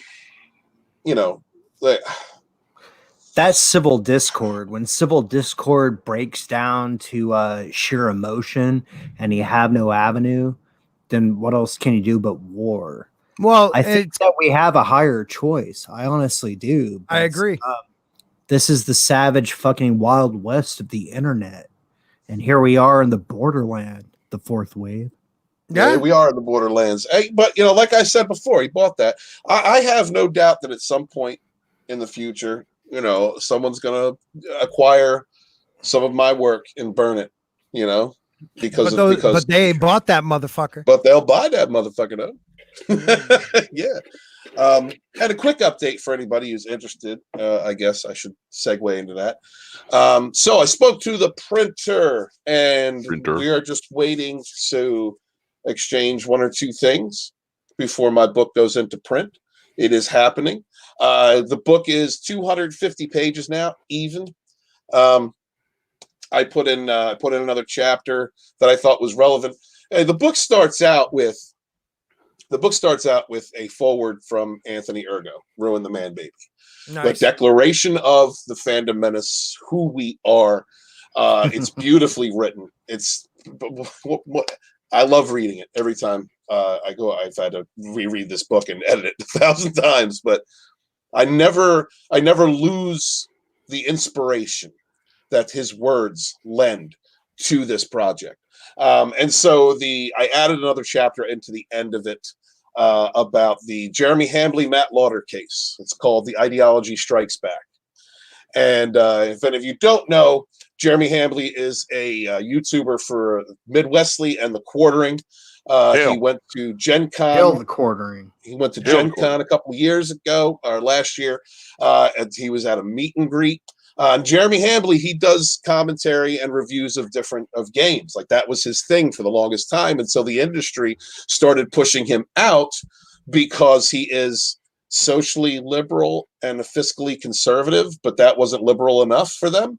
That kind of sounds like me. Yeah, so he became a Nazi, and he became a target for extremist ideologues. One of these extremist ideologues is by a guy who loves wearing dresses by the name of Matt Fantastic Lauder, who owns a place called Elm Street Games up in Connecticut. He also does game reviews, has a YouTube channel. That's in New Haven. Yeah. And he went to Gen Con. Now, he has the correct social politics, so he's accepted and endorsed by hateful, racist, sexist ideologues. He showed up at this meet and greet and assaulted Jeremy Hambly because #punch a Nazi. And Hambly is not in any way alt-right, in any fucking way. But this was handled by the courts. It was went through and at the time that this had happened, people didn't expect justice to be handled. Didn't expect it. You don't expect, a lot of times, you don't expect when you go to court to defend yourself against hateful far left ideologues, you don't expect justice because a lot of the media and the system is put in place to protect those kinds of hateful racists. So we didn't expect justice, but justice was served. And it was served behind closed doors. The details of it were not released. What we did find out in a statement from Jeremy was that he was going to write a letter to Gen Con asking that the lifetime ban on Lauder be lifted, and that was all he could say. Now, before this, he had a few videos statements that he had made during this court case that are now been taken down. Well, I was able to procure during my writing many of these quotes. And so these quotes that you cannot hear, you will not hear or listen to anywhere else, are in this chapter. And I think they're very important. They're statements that he had made about not giving in to hateful rhetoric, standing up for true liberty, not succumbing to hateful speech and racism and ists and isms. It's very, very powerful comments that were made by Jeremy Hamblin. And so that chapter has all of that in it. It has the reference material, but I don't think those videos are up anymore. And during this chapter, I also speak about the doxing of Ruin Johnson, Anthony Ergo, by StarWars.com employee Brian Young, who sought out to find out who Ruin the Man Baby was before we knew it was Mr. Ergo, and tracked him down to his very employers to find out if he was who he is, so he could release that information online to Kathleen Kennedy's woke audience, so that they could harass and dox and destroy Anthony's life. This is a Lucasfilm employee that did this. So that is also in that chapter. But I thought it was a nice way to round out the book because Hambley did win the case. And I thought that was a nice ending for the Phantom Menace Volume 1 before we move into Volume 2. So that's going to be coming out soon, and the Phantom Menace Volume 1 will be available again, the second edition, not the first edition. The second edition will be available as a perk in the Indiegogo for the Phantom Menace Volume 2. I will not start that Indiegogo until I've already shipped out the books for the backers of the first campaign. So more on that later. Fantastic. Sorry, I didn't take all the air out the room, did I? No. I just we got anything else to talk about? Immortal Coil is really thinking about showing us his chest. And if listen, this is the thing, all right? Immortal told me, he said, look, Steve, if we can ever get 100 likes on a single live stream, I will take off my shirt. That's what I swear to God, that's what he said. So if any of y'all are interested in his man nipples, that we need to get 100 likes on one of these live streams. Oh, Tyler Mango. Thank you, brother. I just changed the topic for you, brother. Hail Tyler Mango, the mascot of the Fourth Wave. How are you doing, brother? Good to see you. We were just discussing Immortal's nipples and sexy bitches, which Immortal is a sexy bitch. So yeah. He is the manliest of men. Manliest. He's Wolverine. If Wolverine, actually, he's the Wolverine that's not a pussy. Actually, I wanted to talk real briefly about if my freaking browser doesn't crash again. Star Trek Picard. Yes, the Picard. Man, if I can actually bring it up. Oh, he already got it up. This is crazy. Okay, cool. Right. I'm not even the deepest fan, and I know this is messed up. Look, first off, let's just say right now that the Borg were in the Delta. What the Delta? Wait, was it Delta Quadrant? Was in the Delta Quadrant, right? When Voyager was sent all the way out there on the other side of the Delta Quadrant, which I'm assuming is away from the Dominion, because we never saw the Dominion in Voyager. And that's how far out. That was like where species 137. There was like the Borg always designate species by a number. And so the very early numbers that we heard of different species that the Borg had encountered were from Voyager, from way out yonder and that side of space. Basically, on the map of the galaxy where Voyager was at, they were in the right-hand top quadrant. And where the wormhole went to was the top left quadrant. Okay. And where they were, it would have been shorter in light years to travel to where that wormhole was if they would have known about it to get back. Yeah, that otherwise makes sense. They took the long way back. Right. It was supposed to be like 67 years or something. 75. 70, right. Well, the thing is that that's where the Borg are, right? The Romulans are in the Beta Quadrant, the very beginning of the Beta Quadrant. So, and also the Romulans are an offshoot of the Vulcans. They separated around the 4th century AD in Terran time from Vulcan, went out into space, and then eventually colonized Romulus, Remus, and the Romulan Star Empire. So I thought, author, can I say, I thought that Vulcans were supposed to be from 40 Eridani E, which is like a red star very close to us. And Ramus or Romulus, or where the fuck, would have been like the next fucking door over. So how the fuck? Excuse me, I'm pissed off. Go ahead. Oh no, you're right. Well, so it has been insinuated or guessed at, and that they're going to say the Romulans created the Borg, that the Vat Gash, or as I like to call them, the Bad Gash, that the Bad Gash, who's the secret police of the Romulans, created the Borg, which is such a complete mishandling of canon if this be true. I thought the Voyager probe, Star Trek 1. You talking about V'ger? Yeah. Okay. The Voyager probe in that movie landed on a planet of mechanical beings, of synthetic beings. And I don't think that those synthetic beings were necessarily like humanoid. They were just there was machine race. Like they went to Cybertron. Basically, Voyager went to Cybertron, and they outfitted him this very simple machine with a simple code, with all this supreme technology, and then so it could fulfill its mission by bringing this information back to Terra. Okay. And so that's something totally different. I don't think there's anywhere in canon ever been explained where exactly Voyager went to become V'ger. But okay, so what about First Contact? Zephram Cochrane, and they came back and tried to interfere with our natural development. A very deliberate violation of the Prime Directive, which the Borg do not give a shit about. Right. Well, I mean, in that timeline, the Vulcans knew of Earth. They just didn't really worry about Earth until First Contact. So that was the 21st century, the 21st century that happened? Yeah, post World War III. Right. From what I remember. So, I mean, I don't know.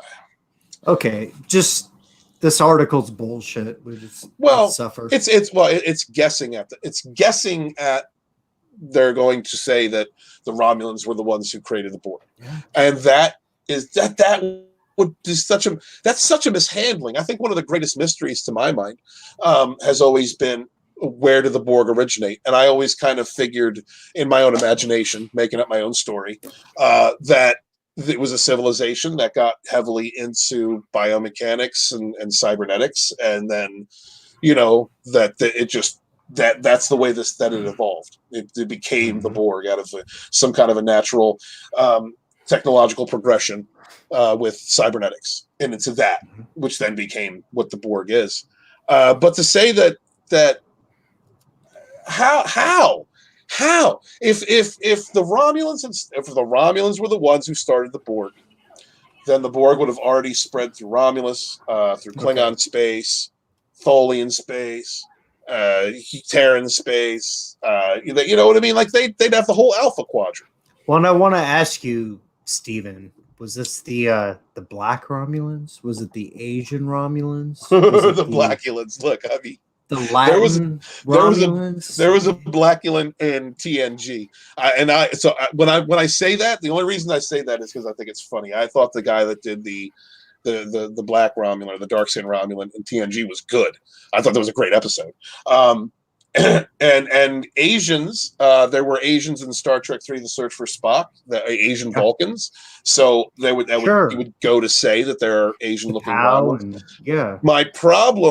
The reason that I point this stuff out is part comedic and part hyperbolic. And the reason that it's hyperbolic is because the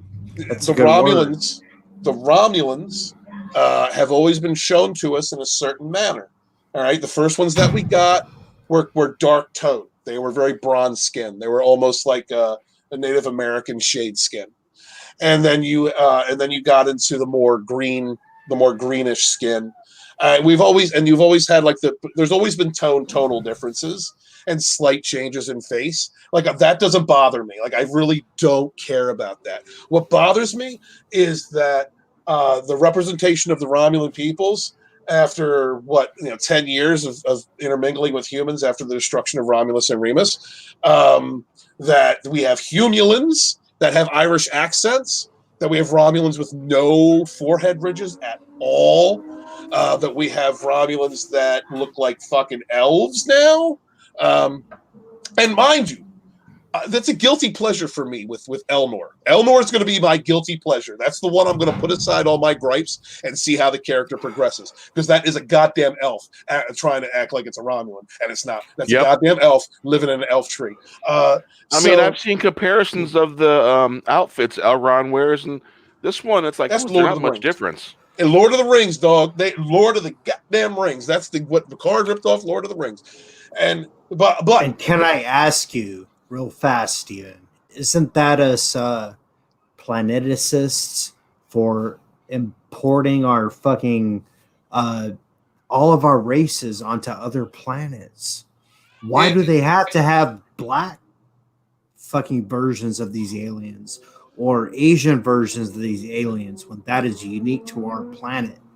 Why? I look at it, okay, from a science fiction standpoint, I look at that as we derive most science fiction from our own world, our own experiences, and what could be somewhere else. Whenever we try to relate or create another race, we usually do so in an aspect of humanity.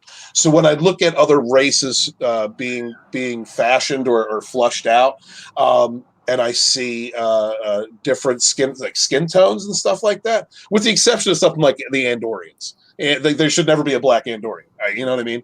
But when you're talking about people from, especially like Vulcan, a desert planet, they shouldn't really even be as light as they are. They should be more darker toned.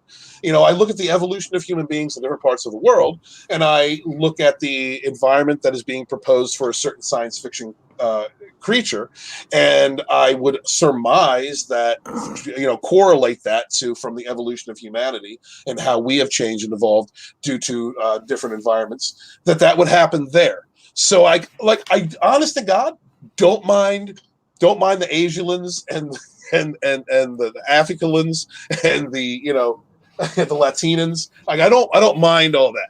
I really, that's a petty grievance. My grievance is accentuated about that. And my small little nitpick is accentuated only because there is no consistency between CBS All Access Star Trek and every Star Trek before it. Even between the time of TOS and the TNG and the series that came out in the 90s and early 2000s, they tried their best to tie up the inconsistencies. Everything from the Klingons not having forehead plates. They tried to tie up all the inconsistencies, tried to reason it out. CBS All Access has taken this universe and has just said, we'll do whatever we want.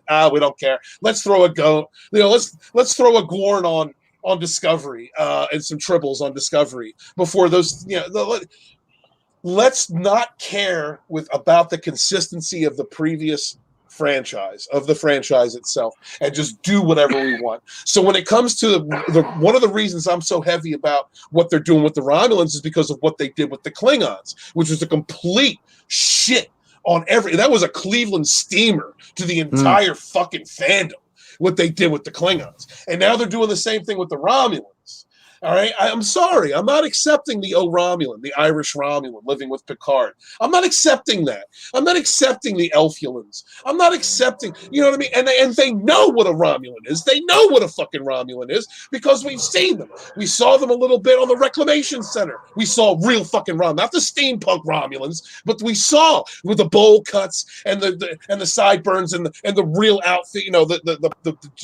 We saw them, and we saw them on the Elfulan planet. and at that bar, there was a couple of them sitting around with the bronze skin and the bowl cuts and the right type of attire. They know what it is, but they're not doing that. Now, I have heard an argument from another person who likes Picard, who says that I'm glad that they're flushing out the Romulan race and that we're getting to see different aspects of Romulan culture. That's all well and good, but you're not telling me that a culture who was xenophobic, who had a strong self-identity, even if they were displaced, would within 10 years, within 10 years would lose their forehead ridges and start speaking like they come from Glastonbury or fucking wherever.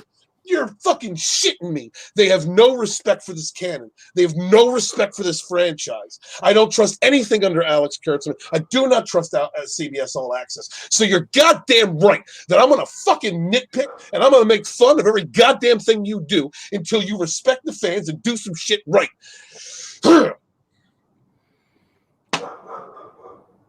Anyway. Hail to that. All right.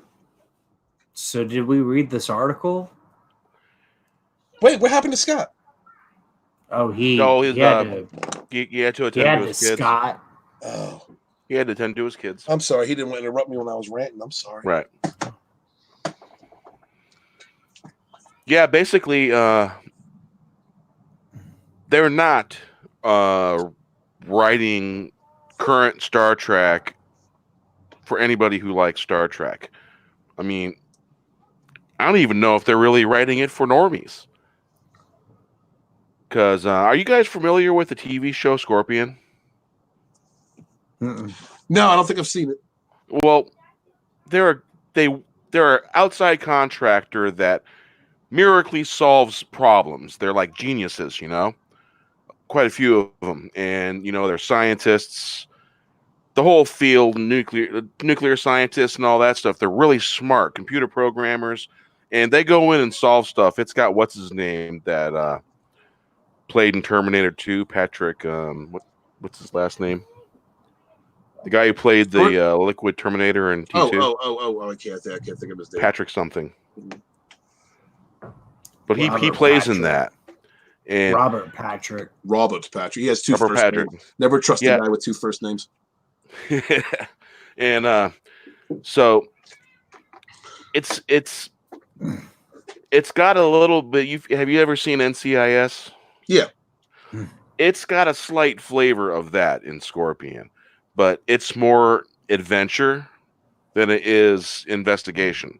Mm-hmm. And they're solvers. They solve problems. They have gone on to naval warships to solve computer problems and stuff like that because they contract for the I think it was for the FBI that they were contracting for. So they're problem solvers. Well, Star Trek Picard has been reminding me of those types of shows. And so basically what I think they're trying to do is they're trying to get the same people that watch shows like Scorpion and shows like NCIS and shows like CSI. Like the Gilmore Girls. What the hell was that scene with Bucktooth Humulin? I want to show you something. I want to show you a secret that only the bad Gash knows, or whatever the fuck. And then he takes her to that part of the Borg cube. He takes Soshi and takes off his shoes, and they go sliding and twirling up. What the hell was that? It's like, okay, they're doing something I did when I was 5 years old when Mom did the kitchen floor with the polish, you know? Sealed the floor. I don't care about Bucktooth Romulan. You know what I do care about? His sister. His sister is hot. But she doesn't look like a Romulan, though. She's got the ears, but she doesn't have the forehead, but she hot. I don't care. She played Poison Ivy on Gotham. Did she? Y'all didn't know. Yeah, she was hot there, too. Oh. Yeah, they had like 3 different Ivies. Like the first one was too young, so they sped her up to like a young adult. And then the second one was okay, but she wasn't right, and so they sped her up. They changed her again into this actress. Oh God, I gotta look up her name. No, she's gorgeous. But yeah, I mean, like I'm looking at any of the saving graces in this show. I'm sorry, my bad. Basically, it's like it's that same show feeling that are in these I wouldn't say sitcoms, but in these police shows, investigation shows. They're trying to attract the same crowd. And the whole time where they're doing it, they're completely shitting on characters. Cleveland Steamers, buddy. Yeah. Shitting all over it. Yes. Yes. And it makes me a little bit crazy. I mean, look, if Discovery had been anything other than Discovery, all right. I was having this debate. I was on DJ Odyssey. I was talking with him and his the other night. If Discovery had been something other than Star Trek, it'd be half decent science fiction. If Picard was something other than Star Trek, it'd be half decent science fiction. True. But attaching the Star Trek label to it means that you are adhering to a certain universe, to rules that have been written to this universe. And you are not respecting the lore and the legacy of that universe. But I can contracts, but Earth contracts, Steven. What the fuck?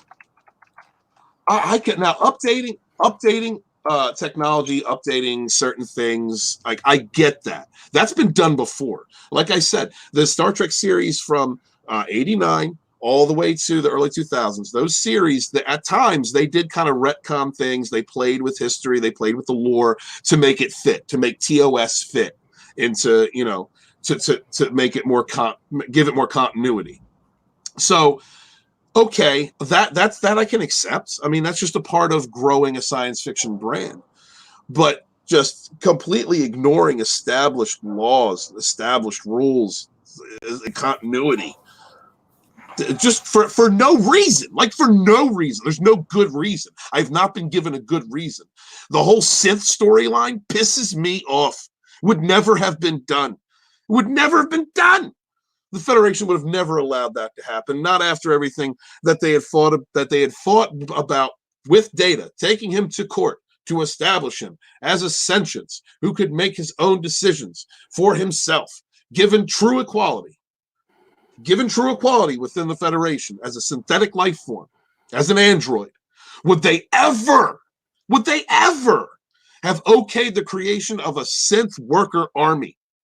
The creation of a race of people to be used, to be destroyed, to be put into hazardous situations, to not be given any care for their conditions or handling.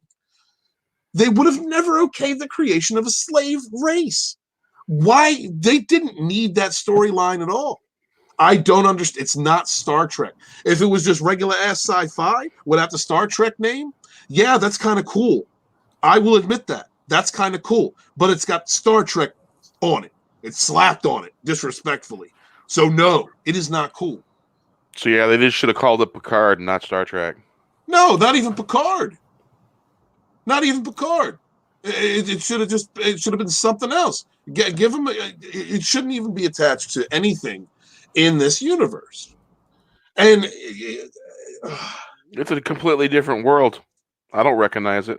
It's a mess. It's a complete mess. I'm looking for that hottie's name. Hold on. I'm going to find her name. And they're using it for propaganda. Well, you know what? There's that scene that they just had in the last episode that really kind of struck home to me about the injection of some kind of ideology into this, which I knew was coming, and I wasn't trying to look for it. To be honest, when I'm reviewing the Picard series, I'm not looking for this stuff. I'm just looking to judge it solely on the Star Trek universe, right? But Picard goes down to that Elfulan planet, right? And right in front of the big elf tree, where all the Elfulans live, they had that bar, and it had a sign on that said no. Was it no other race, no humans, or Romulans only? It had Romulans only. How many times? It's like they're interjecting. Oh, absolutely. This was current totally world about social issues. This was totally about the illegal immigrant issue in America. That is absolutely what that scene was about. You couldn't have been hit over the head any harder with it. This is the way I look at it. Picard, Jean-Luc Picard. First off, one of his secondary traits, other than being a captain of the flagship of the Federation, was an ambassador. They would bring Picard in to as an ambassador in negotiations because that was one of his strengths. Picard would not have gone to a planet where you have a race of people who were displaced, who are still finding themselves, still finding a way to be comfortable with their worldviews, their universe views, however you want to look at it. All right. He would not go to that place, see a sign that says Romulans only, and torn that sign down and walked on in like he Rosa fucking Parks. Like he thinks he's some kind of fucking social advocate. Like he's standing up for something. He would not have done that. He would have looked at that and said, okay, I'm not going to go there. That's exactly what Jean-Luc Picard would have done. The last thing he would have done was tore down a sign and went and sat down and literally tried to start a fight with these people, disrespected them, pissed on their lawn. That's the equivalent of walking into your friends, to a person's house who enjoys their privacy, who has certain rules to their house, and you know they have certain rules. The equivalent of going in their house, dropping trowel, and taking a shit on their carpet. That's exactly what this character did. That is not Jean-Luc Picard. That is not what he would do. He went to start a fight because he saw that and was like, oh, there's xenophobes. They don't want me here. Well, I'm gonna walk in and I'm gonna sit down and order a drink. Jolan fucking true. Like that was SJW Picard. That was Patrick Stewart. That whole scene was just Patrick Stewart sending a message to Britain, to the things that are going on in his country that he don't like, and the things that are going on in my country that he don't like. That's all that scene was. Had nothing to do with Star Trek. Absolutely. Nothing. And that really pissed me the fuck off. Jean-Luc Picard would not have done that. He would have let the regional culture, the culture of the planet for which he was a visitor, stated in that space. They did not want any other aliens in that space. That was for them. The last thing Jean-Luc Picard would have done was disrespected that. This show does not understand Star Trek. These writers do not understand Star Trek. And it is being presented as a platform for socio-political propaganda in that scene alone. And it's very disheartening and disappointing. There's no reason for that. It wasn't even a MacGuffin to further the plot. You know, he could have walked down the street and just said the wrong thing to the wrong person, or ran into somebody who didn't like humans, and they could have continued that plot the way they did. Had the Elnor come down and save him, which was a cool scene, by the way. Him cutting that dude's head off was cool, but you never would have seen that in a traditional Star Trek show before. You never would have seen it. Now, look, this is another thing that I'm saying. I don't mind them updating the series, making it more modern acceptable. And I don't mean modern as in creating it as a more 21st century series, but I don't mind them expanding on the rules just a little bit of what is acceptable on a Star Trek show. I don't mind that. You're going to get updates. You know, that's how franchises grow. Like that part that's not my gripe. My problem is just all the other noise that we're getting. I mean, look, I love that actress. The actress that played was Elnor's mother. Hold on, Zani, right? I love Amira Van. Amira Van's a great actress. I love her. She's like really familiar. She's been in a whole bunch of stuff. Yeah, she's been in a bunch of stuff. She's a beautiful actress. She's sexy. She's a really good actress. I didn't mind Amira's representation of Zani as Picard's friend living up in the elf tree, but that wasn't a Romulan. That might have been an emotional Vulcan, right? That might have been an emotional Vulcan, but that wasn't no damn Romulan. I have to pick apart what's good and what's not in this show. I have to compartmentalize in order to enjoy it. That's why I said Elnor is going to be my guilty pleasure, because I'm gonna isolate Elnor and I'm gonna see where the samurai Elfulan goes, because I kind of like him, but he's not. It's not a Romulan. It's not a Romulan. I kind of like him too. You know what it reminds me of? The Immortal or Bear. Have y'all ever read or played? Immortal had to leave. Oh, you ever played Warhammer? Or read any Warhammer 40K? I knew a lot of people who played a lot of Warhammer. Okay, this is what it feels like to me. It feels like Warhammer 40K. In Warhammer 40K, you had the Terrans, and you basically had the Space Orcs and the Space Elves. Is basically what it was. And they gave us the Space Orcs with the Klingons, and now we got the Space Elves with the Elf Romulans, the Elfulans. Are you telling me they got the ideas from Warhammer, maybe a little I'm bit? damn dude. I bet you that the people that Kurtzman and everyone involved, they're all everyone Warhammer players. Everyone that's a Kurtzman loyalist in this show has been ripping off other franchises since the gate. Justice for Anas. They've been ripping off people from the gate. They don't have original thoughts.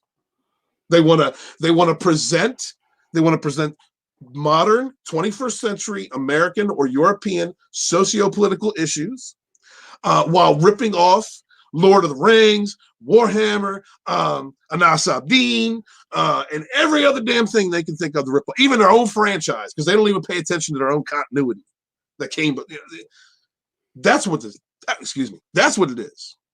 They don't have an original thought. I don't. Peyton List is sexy. Peyton List is the one that plays Lieutenant Narissa Rizzo. She's the Romulan, the Humulan.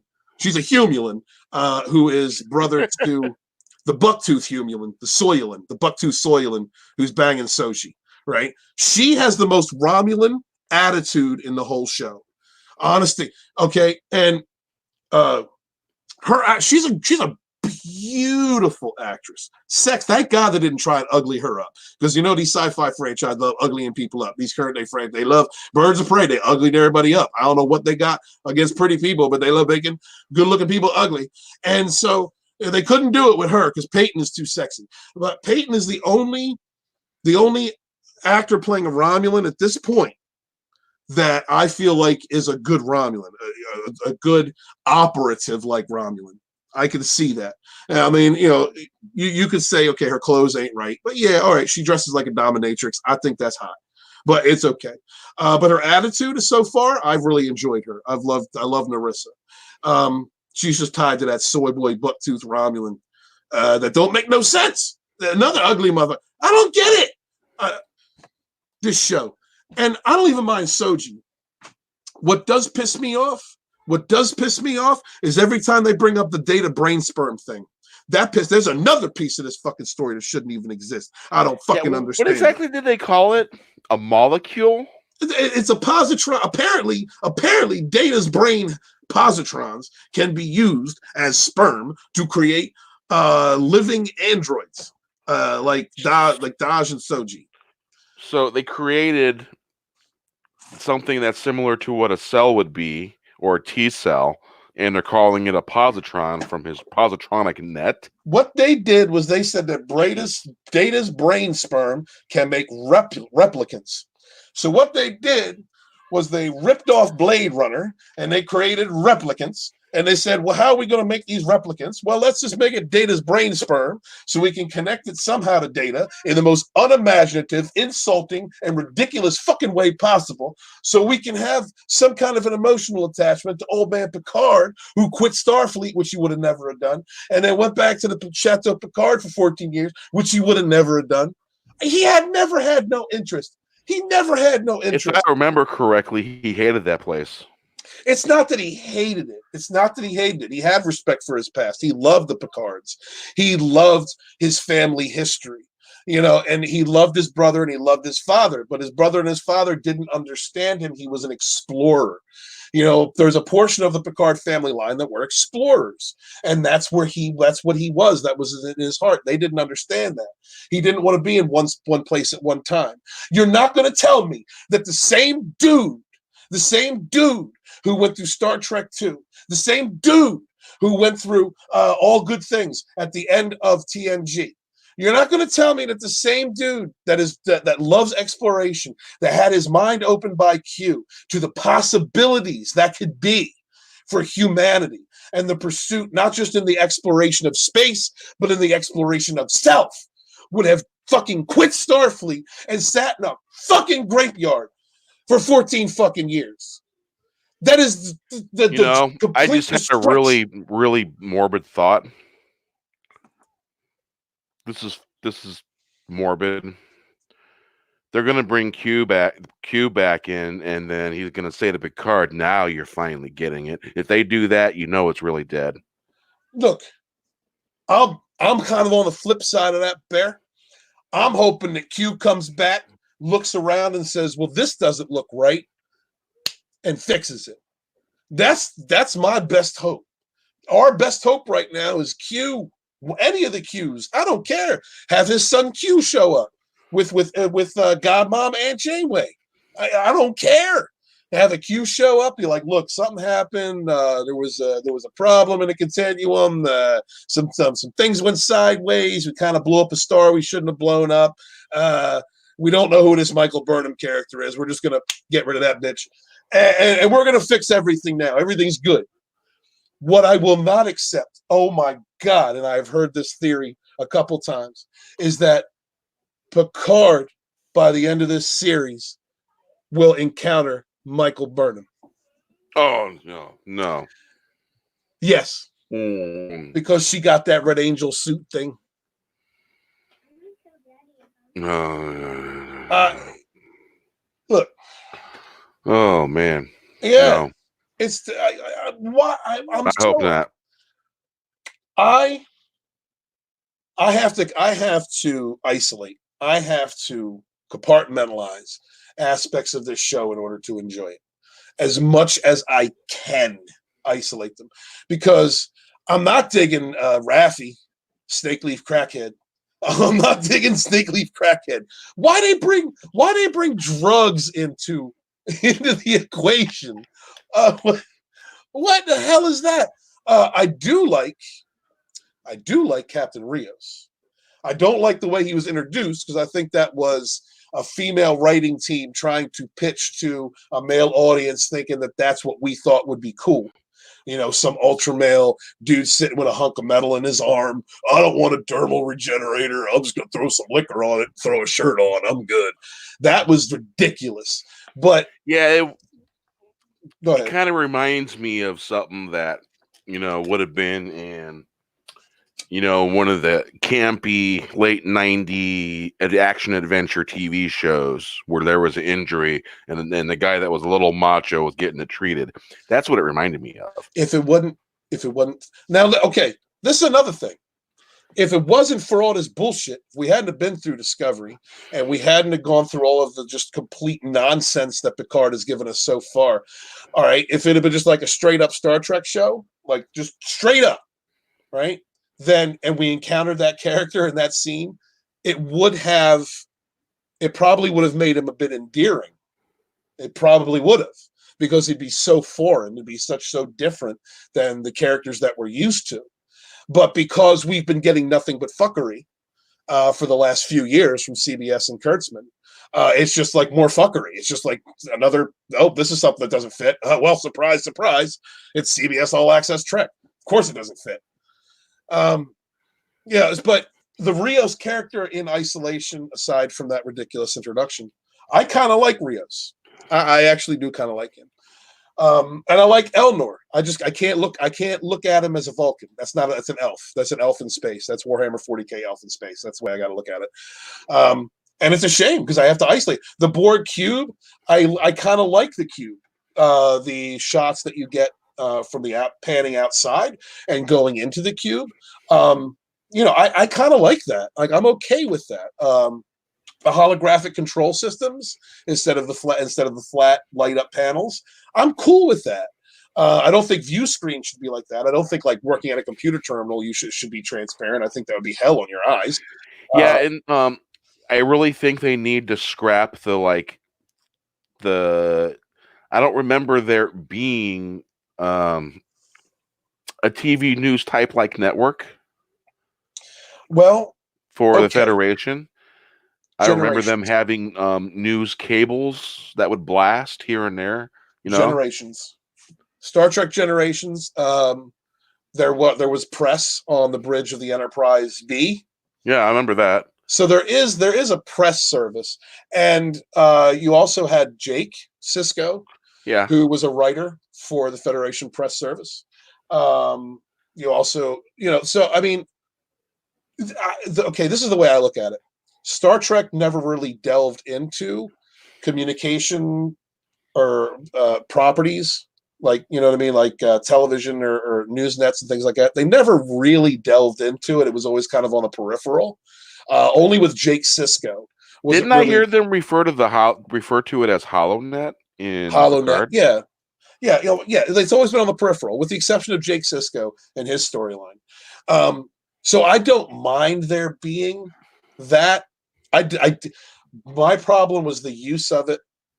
My problem was the story that was being pitched because of it. You know, the Siths and all that. That's just garbage. Like, and that's what I'm saying, Bear. Like, I could totally accept Picard being interviewed by a network, a HoloNet service, or a Federation news service, or an Earth news service of some kind. I could totally get that. I'm like, okay, yeah, I could see that. If it wasn't for all of the shit that it is mired in, the heinous, inane crap that is surrounded, that is inundated about it. That's the problem. Like I said with Rios, I could have totally dug that scene. Yeah, the Sentinel says, didn't the Next Generation say that TV became obsolete after 2040? Yes, they did. I think they might have even said it in Voyager. Yes, they did. Because, Tom Paris, he loved to have his movie nights TV in his room, in his quarters. Him and, was it Lana? They'd watch movies and stuff like that. Remember the time they got stuck? I think it was stuck in the TV or something like that. Yeah, and he would have his movie nights because it was quaint. It was passé. It was something from the past. But when it comes to like telecommunications or some kind of an updating service, some kind of a news service, like, I could see that. That's acceptable to me. You would expect that. How do people get their news? I don't. So it's just one of those things that I guess you could, if you're a hardliner, and I'm not dissing anybody that is. I don't know if you're a hardliner about it. I'm not dissing it at all. If you're like, nah, this is the way it was. This is the 24th century. They did not have television. They did not have movies. I get it. I dig it. And I'm only pulling from. And a lot of times I thought they had to go into a holodeck to see what the holo news was. I don't know. I mean, you look at all the screens. Remember, D Space Nine had all the monitors all over the place. Remember, Quark, in that one episode, he hacked into it for a commercial, to create a commercial. Yeah. Go to Quarks. Yeah, I watched that episode a few days ago. I miss Star Trek, man. I miss Deep Space Nine. I miss. That was my favorite one. That's the one I missed the most. But like, I don't want to be angry about this anymore, Bear. I don't want to be angry about it anymore. Hey, PJ, how's it going? Hey, guys. Oh, it's PJ. I'm going to clean up my language now. Hi, PJ. No. What are you angry about, my friend? I am angry because what they have done to my beloved Star Trek, my favorite franchise, my favorite one. Excuse me. They've basically turned Picard from a graceful, polite, honorable gentleman to someone who's crass and does something that's outside of his nature. An explorer, a diplomat, a well-read, intellectual. And the other thing is, he studies literature. He's read literature. He's listened to all the greats with Mozart, stuff like that. So he likes all the fine arts. Picard does. And why would he even make a statement about science fiction? Picard wouldn't read science fiction. Everybody knows that, because he likes the fine literature. He likes all that stuff. Right. That's his character. Hamlet, like he wants. And it's like Hamlet, Shakespeare, all that stuff. Yeah. It's like, okay, why are you making him something that he is not? Because they don't understand him. Because they don't understand the character. They don't know how to write for the character. Because you have Kurtzman, who assembled all these plagiarists together to plagiarize every damn show they could possibly do. Justice for Anas. And they don't have any original thought. Well, you can look at The Expanse, the Rocinante. It looks like the ship in Picard. what I have been nicknaming the USS Eddie Van Halen, the ship in I heard that. Picard.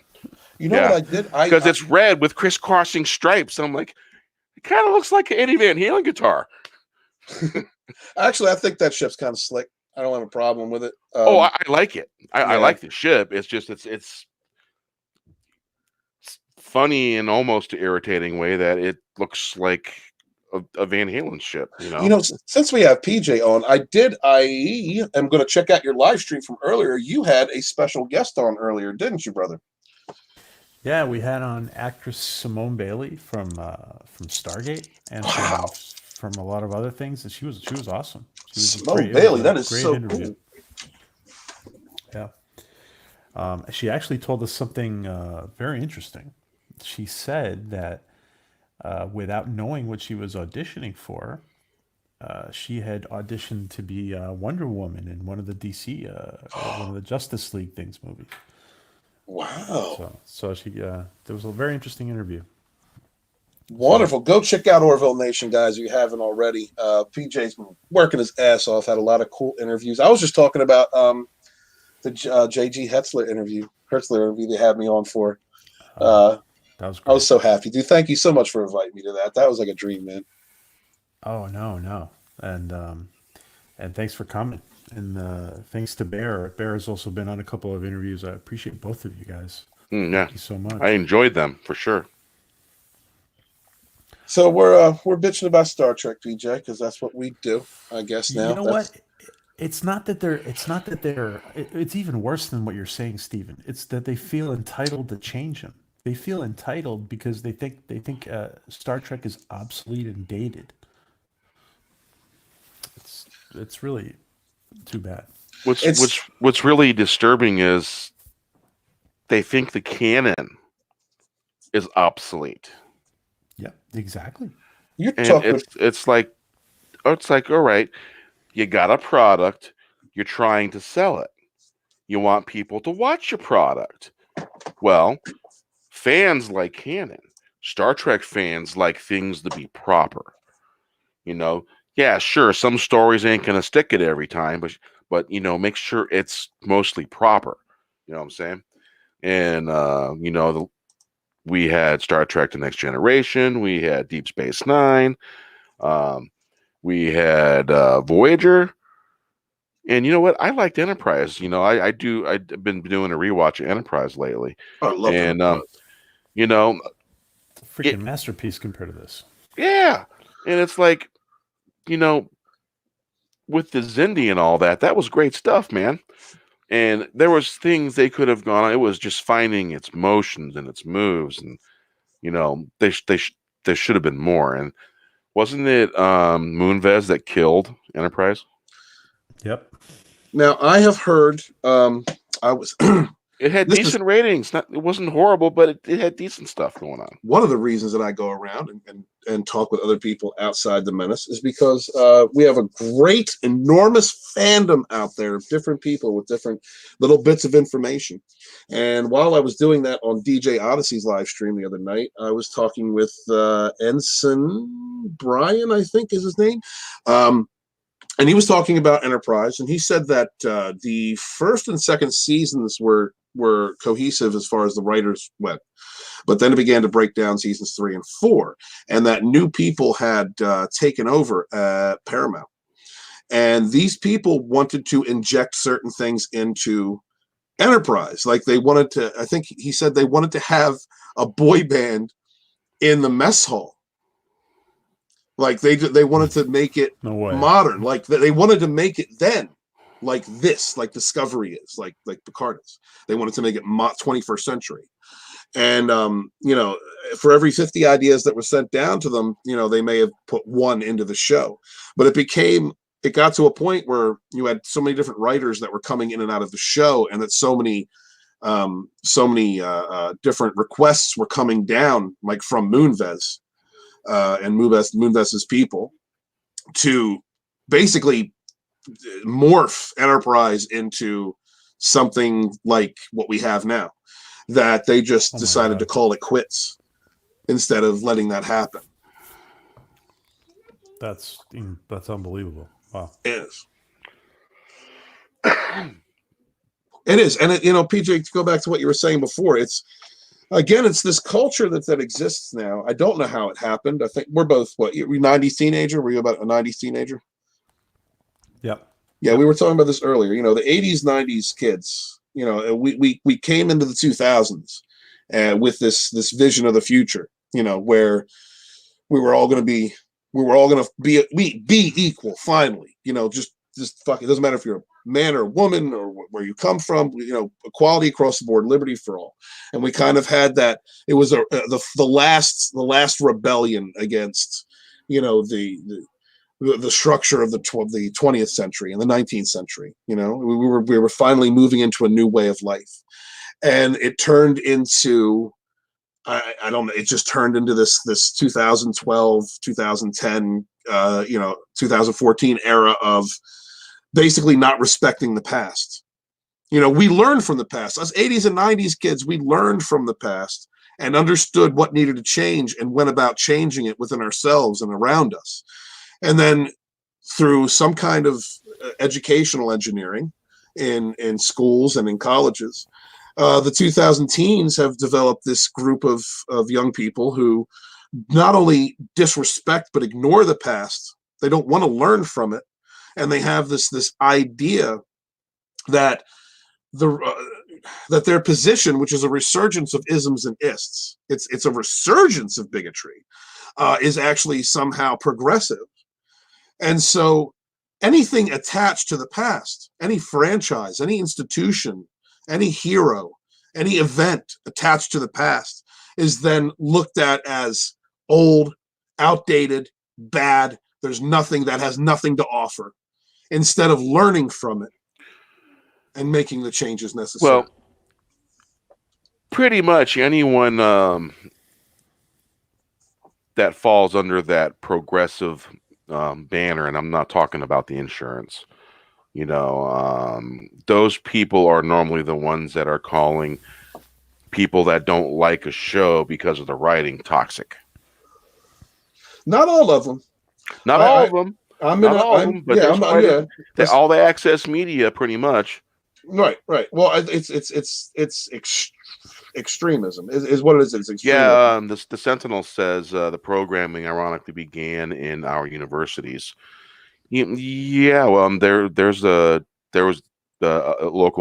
state college in Washington that had problems like that because of SJWs, basically, and it was basically reverse racism. It was just crazy. Well, it's racism. Reverse racism is racism. Yeah. You guys want to hear some crazy? Love to, PJ. I heard somebody say not too long ago that the Brady Bunch, such a wholesome show like the Brady Bunch, is not appropriate to be shown today because it's not politically correct. Jesus Christ. I mean, you gotta be kidding me. Wow. The Brady Bunch, dude.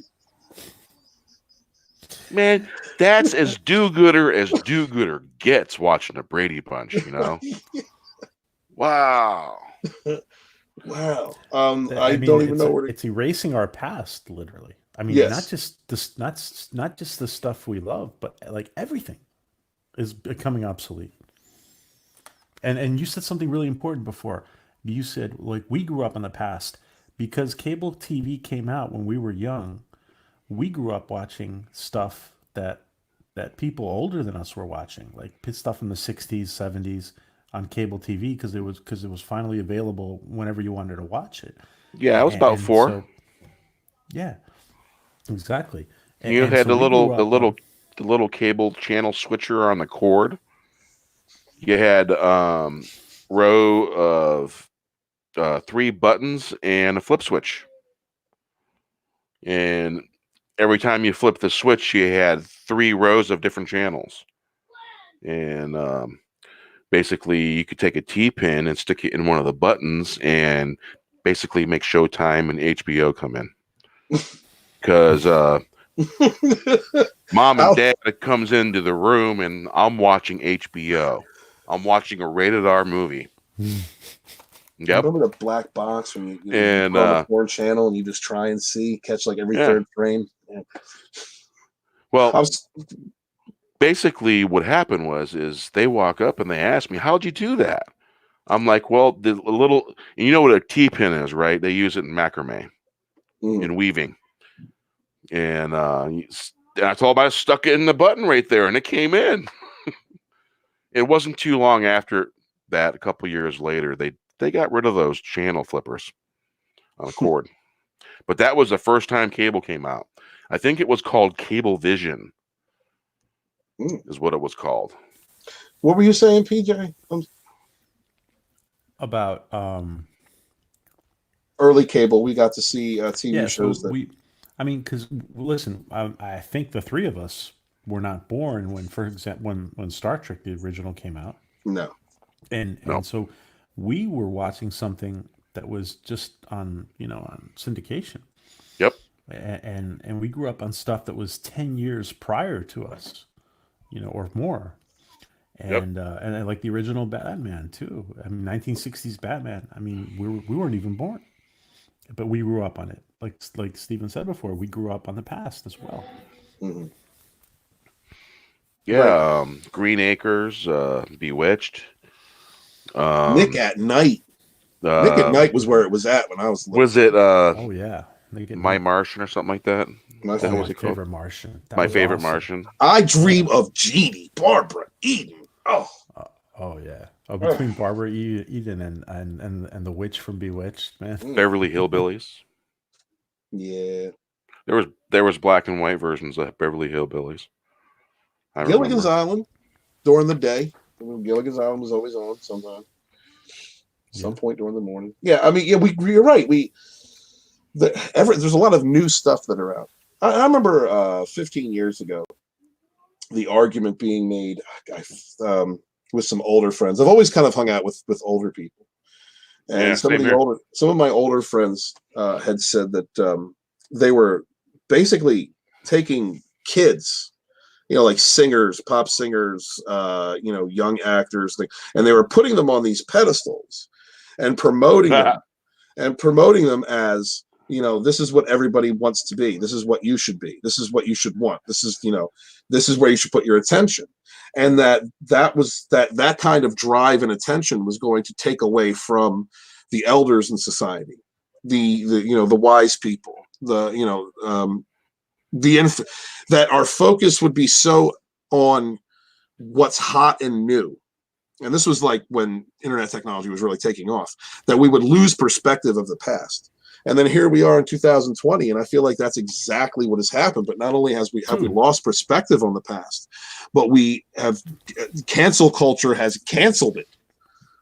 You just described the Grumps. Remember the TOS episode where there's no adults? The Grumps. Oh yeah, the Grumps. Yeah, you're right. Yeah, I watched that not too long ago. Random topic, but a man named Derek Savage, awesome name, is making a film for children called Cool Cat Stops a School Shooting. I bet that would be 10 times better than modern films. Well, yeah. All right, Tyler. Sort of like stepping on a nail in a 2x4 on purpose. Yeah. Oh, that felt so good. Let's do that again. No, I don't think so.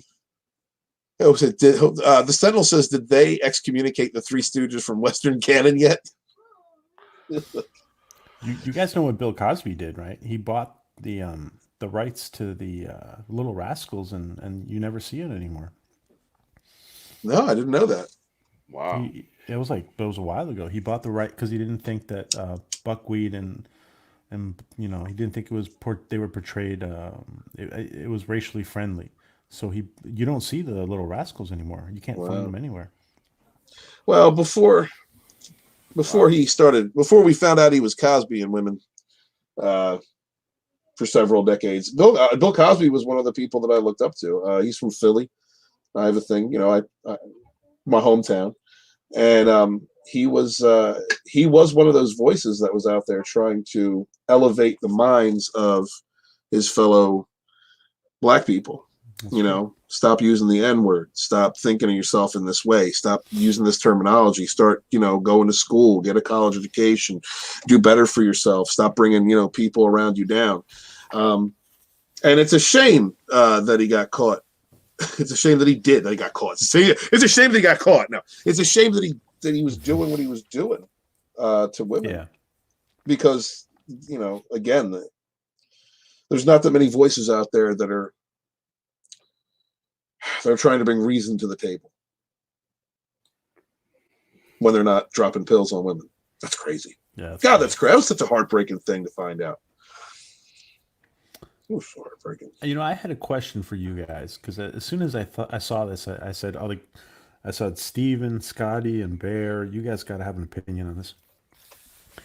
When you guys watched episode 4, when Picard holds the holodeck program and he says hold, and the birds freeze in the air, isn't there something that jumped out at you like 2 seconds later that I don't know? I'm not even going to say what it is. Did something jump out at you? I noticed the birds stopped mid-flight when he said hold. And I'll just tell you what it is. Yeah, sure. It never, ever would happen under Rick Berman. He leaves the window and he walks across, and the flame in the fireplace is still flickering. When you freeze the holodeck, everything freezes. Right. You're right. It was flickering. Yeah. That drove me nuts. What the Sentinel said, oy vey. Yeah, I'm sorry, Sentinel. I didn't mean to word that. Sometimes I get tongue twisted a little bit. I didn't mean to word that the way I did. It's again, attention to detail. It doesn't feel like there's any real commitment to the consistency of the show from its previous incarnations, from previous canon or legacy. And that's the most disturbing thing for me. And it leads to me nitpicking. I didn't even notice that, but thank you for bringing it up. Wow. But it leads me to nitpicking everything. About 12:04 midnight tonight, later on, there'll be a new episode released, won't there? Yeah. I can't even watch it. I got to go back to work tomorrow. I bet Jonathan Frakes. I know Jonathan Frakes said, "Guys, we cannot leave the chimney flickering. This is a holodeck. It's frozen." And I bet he was told, "Listen, we're putting our money somewhere else." I know. I think they're taking money from Picard to try to funnel to some of their other projects. Because I don't see this. Well, you think they're taking money from Picard and they're spending it on Discovery? Possibly. I thought that I had heard that already. I don't know if it was a rumor, but I thought that this had been a while back that they had to funnel money out of the money that they had set aside for Picard into Discovery season 3 because they basically ran out of money. Nobody's backing it anymore. Who pulled out of it? Was it Amazon or Netflix? Or Netflix pulled out of backing Discovery? It's Discovery's a dumpster fire. Gentlemen, I actually have to go. I'm sorry there, but I've got to run. We're gonna probably call it here because it's been 2 hours and 45 minutes. And damn, has it? I talked over so many people. They left. I kicked out the whole fourth wave. I was talking so much. I'm sorry. But hey, everyone in the chat, thanks for coming. Thanks for hanging out, and we'll see you later. And there may be a late edition at a later time coming. Hey, PJ, plug your channel. Orville Nation, guys. We focus on the Orville, but we talk about a lot of different things. And Friday we are having as a special guest, if I can just plug this, a bear. Sure. We're having the co-author, the man who helped George Lucas write Star Wars: A New Hope, and he is also the author of Star Trek Motion Picture, Alan Dean Foster. We're gonna have. I will be in the chat, sir. That's great. Be interesting. So, did you got some links that you'd like to put in the chat there, PJ? Nah, just you guys just find one of the mods just go ahead and throw Orville Nation's channel in the chat for us. Thank you. It's pretty easy to find on YouTube, man. It's easy to find PJ. He's sexy.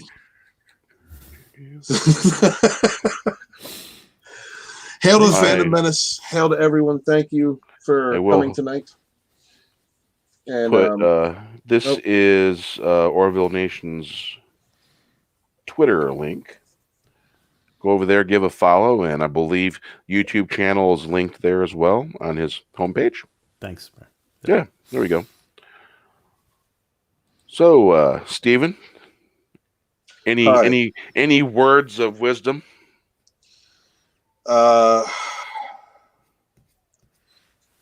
If you don't, oh no, not really. You know what? I've talked so much tonight. I spent myself out. Thank you to everybody for showing up. If you haven't already subscribed to my channel, please do so. Unless you really don't want to, in which case, cool. Check me out on Twitter at Lodonis, Lodonis. The Phantom Menace Volume 1 will be going into production very soon. I will let everyone know when I am shipping them out. And I'll be starting the Indiegogo for the Phantom Menace Volume 2 soon. And if you were not able to purchase Volume 1, you can get the second edition as a perk for the Phantom Menace Volume 2. I've got some wonderful people working with me on Volume 2. The forward itself is being written by John Talks. I'm also working with Midnight's Edge, Jesse Milestone from Mindless Entertainment, The Gospel According to Mark with a C, Stephanie Janicek, Smuggler's Cantina, and Overlord DVD has his own chapter. Hail, Dictor Van Duka. So Volume 2 is going to be an explosion and celebration of the independent community and the creativity and the people that have been standing up and being the voices in defense of our modern mythology. The voices for the fans who have been getting beaten and spoken down to and insulted for years now. And so please come and check out the Phantom Menace Volume 2. I want to put the Indiegogo up, and I'll probably be doing some live streams with some of these wonderful people to help promote it. And thank you very much. And on that note, we thank you and have a wonderful night. Be well and just make sure not to fall into one because they can be deep. Hail. Hail.